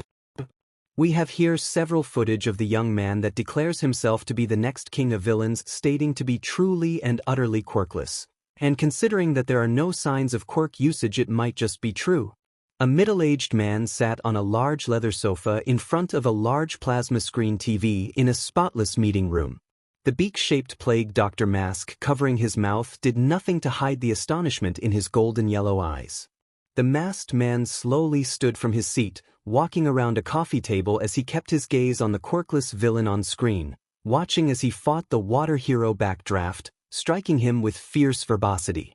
The man stepped up to the screen and placed a hand on the quirkless child's hooded face. Yes? Although it is hard to imagine with how the rabbit has managed to get the upper hand on many pro-heroes since his appearance, the footage and the boy's self-declarations can be seen as proof of the boy's quirkless nature. There were no signs of any quirk activation or use during his fights, showing that the Green Rabbit has a plethora of talent and experience in combating quirks. A man with a pointed nose and thinning, spiked ginger hair, wearing a sharp black suit and tie, grinned wistfully at his television set, while sat behind a large desk in a lavished office. He watched as the young criminal brutalized the pro-hero in front of thousands. Though he held a gentle smile on his face, his right hand was clenched and trembling. As the report continued to play, Guran was on cloud 9. He was surrounded by bustling villains, handing over and taking in more money than he could count, inspired by the boy to take action themselves or asking for the League of Villains. His gap tooth was on full display with the enormous pleased grin on his face. As he handled his customers' cash, he turned his head up to face the TV once more. He caught sight of Deku taking down Ingenium by making him run into a wall. The villain broker had a feeling he was going to be having a lot more customers than even now in the near future. He laughed among the money running through his fingers, smoke billowing from his lips from his cigarette. Oh yeah, business was about to get real good. The current king of the underworld was hooked up to his medical appliances as he chuckled in dark delight. He watched as Izuku Midoriya, or now Deku Shigaraki, the quirkless villain whom he took as his ward, was making a name for himself. His chuckling leads to a fierce coughing fit, a bit of blood escaping his dry lips. He merely wiped the red liquid away as a picture of the quirkless villain appeared. Oh my boy, you truly are something special. The old villain turned around. Garaki, it's time, prepare the operation room. It's time for Project Absorb for Occupied to get going. I've brought up the new recruits. I must say, Deku, your show with all those heroes and your bold claims made things really easy. Hope they're what you're looking for, Guren said with a grin as he entered the bar fooled by two figures. Just bring them in already. Tamura was still in a bad mood. Deku won their last match. 1 win out of 172 losses, but Deku teased him to no end. It's fair payback considering that Tamura always did the same thing. Soon after, the group walked in. A man full of burn scars and a teen in a school uniform with the brightest smile on her entered with the info broker. Deku felt excited. He couldn't wait to know their quirks. Let me introduce them. This one's name and face have been hidden by the media, but she's a suspect in a series of deaths by blood loss. Her name is Toga Himiko.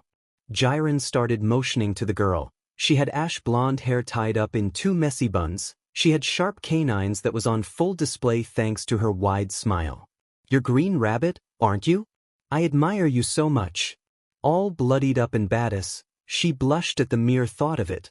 The girl moved to Deku while bouncing on her feet. She was humming to herself as she did. Once she reached the young mastermind, she held his cheek with her left hand.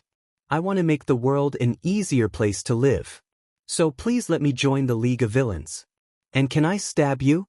Toga said with a bright smile on her face that had a sadistic and slightly crazy glint to it. Deku first turned red and covered his face. He's talking to a girl. But as she spoke, he noticed her developed canines. Maybe it's part of her quirk. When she asked if she could stab him, curiosity took over and he could only answer, sure. Deku smiled widely and brightly like the sun itself, eager to see her quirk in action. Just choose a place that won't kill me, please, he added a bit hesitantly, not wanting to be murdered, even if it was by such a pretty girl. Her look was that of immeasurable surprise. Like something that she didn't even consider possible just happened in front of her. Did you just say yes? Toga asked, bewildered look in her pretty face, her eyes wide in shock at what she jumped as T heard. Great. You're all a bunch of crazies. The burned man interrupted. Are you really the person in the vids against the pros? Deku proceeded to ignore him. The green-headed mastermind stepped into the burned man's personal space with immeasurable that would make Ingenium impressed and examined him thoroughly, making him back off slightly in reflex with a cautious expression. Oh. Such scars. Deku squinted to examine the burn marks. You must have a weakness to fire.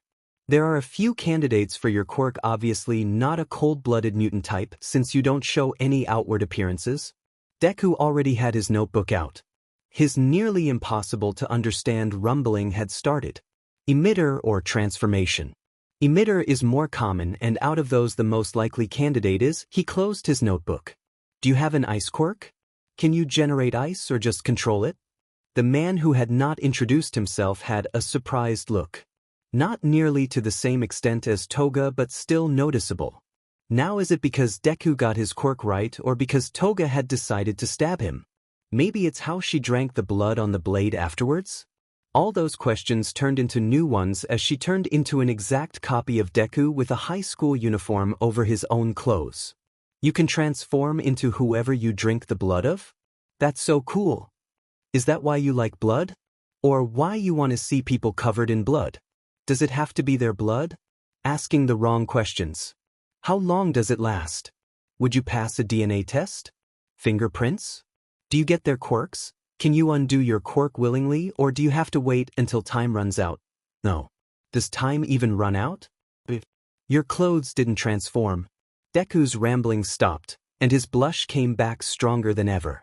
Does that mean that, for you to properly use your quirk, you have to get N naked? He barely managed to finish his sentence. Both Tamura and the burned man laughed hysterically, both enjoying Deku's flustered expression. Guess you really are the age you look. Name's Dabi. I wonder if a kid like you and the guy who beat all these heroes really are the same person? You got my quirk wrong, by the way. A blue flame lit up in his hand. A fire quirk? But he definitely probably maybe has a weakness to fire. How is this possible? One quick way to find out. The man smirked and the flame grew. Kurogiri. He was quick to react to Deku's call and involved the newcomers and Deku in his fog. After a few moments he dispersed it. He found Dabi with a knife through his hand and a katana pointed at his throat. Toga was back to normal. She was still smiling. That's impressive. You really are that hot warrior. Dabi, don't burn him. Burns don't make him bleed. They're not cute at all. Toga whined with a pout that helped decorate her features into a new level of cuteness. You use flames like that in a bar full of alcohol and we're the crazy ones? Deku was angry. It was evident in his tone. You really do move just like the vids. Sorry about that. Needed to be sure. Also, I wouldn't hit the bar. I have good control over my fire. Dabi said with a grin as he looked Deku apologetically. He raised his hands in a surrendered way. What about her? Could you have avoided hitting her when she was right beside me? Deku said with a scowl, motioning to Toga with his head, and she waved at him, making him blush much to Dabi's amusement. It seems the mist guy and Crusty Lips are also amused. Nope, but see this? He raises his stabbed hand. We had a few minor disagreements before coming here. She's as fast as you. She wouldn't be caught in that, Dabi assured. Deku sighed and lowered his blade. You could have waited a bit. I was planning on testing you guys. In a safer, less flammable place. I'm Deku Shigaraki, the villain emperor, Karma, your new boss. He extends his hand and gave a smile. Dabi shakes it. That annoyed-looking person over there who hasn't moved a finger despite seeing his best friend and little brother threatened by blue flames is the League's second-in-command and leader of the Vanguard Action Squad, Tamura Shigaraki. You're fine, aren't you? I was more worried about having to dispose of the corpses of our new acquaintances. Tamura drawled as he gave Dabi a look that said bullet-dodged moron that Dabi picked on and kept a mental note on. Finally he spoke. He's been awfully quiet ever since I effortlessly kicked his ass. Deku made sure to emphasize the last part towards Tamura, who huffed. Which reminds me. Deku's expression grew serious as he held a controller. Before I officially welcome you into the League, do any of you play video games? Izuku asked, his face melting into a smile. Toga grinned and nodded vigorously. With that, all of them started playing together. Alright, these are the last two, Jiren said with smiles as he entered the bar. Jiren walked in with a blonde with a scar on his eye and a man in a stray jacket. Take that. I'm back on the throne. Try and make fun of me now. Tamura yelled in triumph. He hasn't smiled this much in a while. And it hurt his lips, but it felt good to win. Next time I want to be on Deku's team. Toga pouted. Shit. Damn it, Dabi. You threw me off. We're supposed to be a team. Deku complained. Don't pin this on me. You're the one who stole the power-up. Dabi argued. Everyone ignored Gueren. They were too caught up in the team tournament. Kurogiri stopped their fun. Tamura Shigaraki. Young master. Gueren has brought up the last two. You should greet the newest members. Kurogiri reminded sternly. Deku didn't seem pleased by their arrival. Tamura also went from triumphant to cold neutral. These two would be strong allies, but neither of them thought they were the type of people they want in the League. The only reason Deku brought them is because they needed disposable pawns in their board. Kurogiri. Be ready just in case. Deku instructed sternly, and the bartender nodded his head as he narrowed his yellow misty eyes at the two arrivals. The duo headed to greet them. Tamura took his gloves off and Deku grabbed his katana. Hello and welcome to the League of Villains. You must be muscular and moonfish. I'm Deku and this is Shigaraki Tamura. Please feel free to roam around and relax. Deku greeted politely with a smile on his face. You're Deku Shigaraki? The Green Rabbit? The man who single-handedly crushed Death Arms, Air Jet, Kamui Woods and many others? The one with enough balls to declare himself the future king of the underworld. The blonde had a skeptical look on his face. He couldn't believe that the little punk in front of him was anything like what he was boasting to be. He looked too small and nice to be a villain, but in second glance he had that hidden aura of a dangerous murderer that you see in the worst of villains. Yes, that's me. He gave his warmest smile. The first fake smile he gave since he met Sensei. He wasn't a fan of these two villains. They weren't the type he sympathized with. They were nothing but psychotic murderers. The blonde responded by muscling up his arm and hammer it into Deku's head. He was fast and he was strong. There was blood on the ground. A lot of blood on the ground. Maybe you can gimme a fight. Come on. Show me some blood. The blonde villain yelled out manically as he grinned sadistically. Not fair. I want their flesh tea dash. Moonfish began his rant about to activate his quirk but was stopped. Tamura moved before he finished his sentence. He forced his hand over Moonfish's mouth, withholding a single finger. You know my quirk? It allows me to turn things I touch with 5 fingers to dust. There will be no flesh left if I feel a single tooth. The entire league started to move but Tamura stopped them. Stay where you are. Tamura commanded with all the authority of a leader. What do you mean? Didn't that fucktard smash Lord Deku to a bloody pulp on the floor? How are you so calm? Spinner was ready for a fight. He was a Deku fanboy and his idol was seemingly just killed. He looked ready for war. Idiot. That blood isn't his. Tamura scoffed as he motioned to the two confusing the league. Ah, you're faster than me? You managed to cut me as you dodged? You're amazing, Deku. Let's fight to the death. Come on. Muscular turned to speak to Deku, who was standing behind the big man. From the sudden start of the fight and the difference in their physiques, nobody saw him pointing his katana from behind Muscular, with a cold expression and empty dark full and lifeless eyes that made the league shiver in fright. Even Tamura and Kurogiri were disturbed whenever Izuku showed his darker side. Imasuji Goto, you were hired by me to do a job. Please don't start fights until the job is done. Deku said in an ice-cold tone, the threat very obviously hanging in the air. Alright, but after that, right? After that you'll fight me? Right? Muscular asked in a mad tone, unhinged grin on his face. Sure. If you do what you're told, I'll fight you, Deku said as he sheathed his katana and put it down. As Deku agreed to his request, Muscular calmed down. His muscles disappeared and he settled in the bar. He made Compress slightly uncomfortable, but eventually the fun came back to this place. Moonfish had a very interesting reaction. He is now completely obedient to Tamura out of pure dread. He keeps muttering about how his quirk is terrifying. How can he leave no flesh to be cut? He sometimes mutters to himself. Is that how others see Deku when he rambles? Spinner was going crazy after seeing Deku's skill. That was amazing. Deku-san, you really are amazing. I mean, you were fast in the video of you against Ingenium that time, but seeing in person is something else. How did you dodge something that fast? Spinner asked with stars in his eyes, clutching his own green rabbit hoodie while looking at Deku excitedly. Deku blushed. He wasn't used to being praised like this, or to be admired this much. He almost had a heart attack when he first met Spinner, who was literally as much of a fanboy to his as he was to All Might. I just thought ahead, you know? Spinner gave a look that says he in fact doesn't know. Sensei always said that there will always be someone stronger or someone faster. You just need to outthink them. From what I've seen so far, I think I know everyone well enough to know their moves, and with that I predict what they will do, then let my sharp battle instincts do the rest for me. For example, Mr. Compress relies on his misdirection. He'll move in a flashy way to create an opportunity to use his quirk. Dabi will attack with a short burst of widespread fire if I get too close.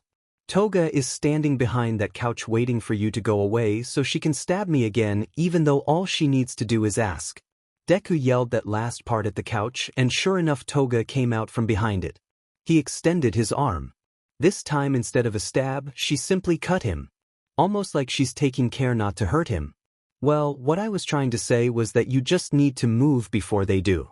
Make up their difference in speed and strength by moving before they do and figuring out their weak points. I read enough about those two to know they'd start a fight as soon as they arrived, so I moved accordingly. Deku lectured with a kind smile, trying to explain as best as he could. Spinner was focused. He was taking mental notes of everything Deku said. As expected of the great karma. Deku-san, you're on another level. Spinner said with a bow. Please drop the honorific. You're older than me. Deku is more than fine. Deku assured him with wave. It was then that Kurogiri came to them with a serious expression, or at least what looked like one. It was hard to read the misty villain's expression correctly. My young master has asked for your presence immediately, Kurogiri said as he looked at Deku, who blinked in surprise before looking at Tamura, who looked back, both puzzled and confused about why Sensei called him so suddenly. Any particular reason, Kurogiri? I am not in trouble for some reason, right? Deku asked with a frown. The intelligent Nomu shook his head in denial. No, but Master decided that now is the time. Your project is ready, my young master. Kurogiri explained, and Deku looked surprised. What? Deku shouted, gaining everyone's attention. All of them came in running quickly to investigate, and he gave them an apologetic smile. Sorry, it's fine, nothing is wrong, Deku said to calm them down, then looked at Kurogiri seriously. How long would it take? 2 months, give or take. Being quirkless and your research made it much easier to get it down. Kurogiri explained, and Izuku nodded his head. Deku-kun? What is this about? Toga asked, worried. Deku seemed surprised. Deku smiled. Don't worry about it, Toga-san. But I will be gone for the next 2 months. Deku said, and everyone looked surprised. Why is that? Spinner asked in shock. Isn't it obvious? He is going to some mad scientist to get a super cool and super strong quirk. Mustard said, and everyone rolled their eyes at the conspiracy theory Mustard gave. It was obvious from the beginning that the gas villain had a knack for conspiracy theories. Izuku chuckled at that. As a matter of fact, Tamura-kun will help you station in the new hideout until I'm back. Deku explained, and everyone nodded, shocked at that. Tamura started handing notebooks that Deku wrote for when this time comes. These are short versions of Deku's analyses and plans for the next while, so follow it to the letter. Everyone but the 2 most recent arrivals picked up a notebook. Eyes broadened in surprise across the room. Read them up. We'll discuss the details of the plan later this week. Any questions? A few hands were raised. This ain't a classroom. Just ask the damn questions. Why at the end of the week? Mustard asked. Did he really write this? Compress asked, impressed. You said these were the short versions? Spinner gaped at the detailed plans and the analysis on the gangs they were going to recruit into the league as outers and how to deal with them if things went south. Can I stab Deku just one more time? It's gonna be so long. Toga pleaded with big watery puppy eyes. Tamura smirked, seeing the amazement in their faces. His little brother deserves all praise in this cursed world. He really wrote this. He can analyze any quirk to an insane degree. He probably already knows more about your quirks than yourselves. Tamura was loving their reactions at his answer. And we're going to wait until the end of the week, because we will be spending it in moving the things from here to our new base. Yes, his little brother is motherfucking that amazing, and he won't let anyone think otherwise. One person had a different reaction. His fault for not answering her question. I don't know about that, but feel free to ask him. She beamed and turned to Deku, who gave her his arm, but once more she gave a shallow cut, only enough to draw blood, then started drinking it for a bit, then stopped when she had her fill. But why are we changing the hideout? Mustard asked in confusion. Because this place will be found eventually when we make ourselves famous, so better have a secret place where the government couldn't track us. You will be going in and out of the base via Kurogiri's portals. The only ones allowed to know the location of the base are me, Tamura-kun, and Kurogiri. Deku explained to the league members.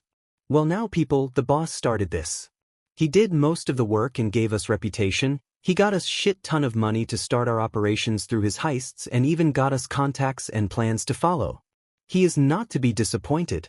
By the time Deku is back, I expect that we finished all of our plans in this notebooks. Am I clear? So come on, let's put down this messed up society once and for all, Tamura said as he raised his fist, and everyone cheered, rilled up.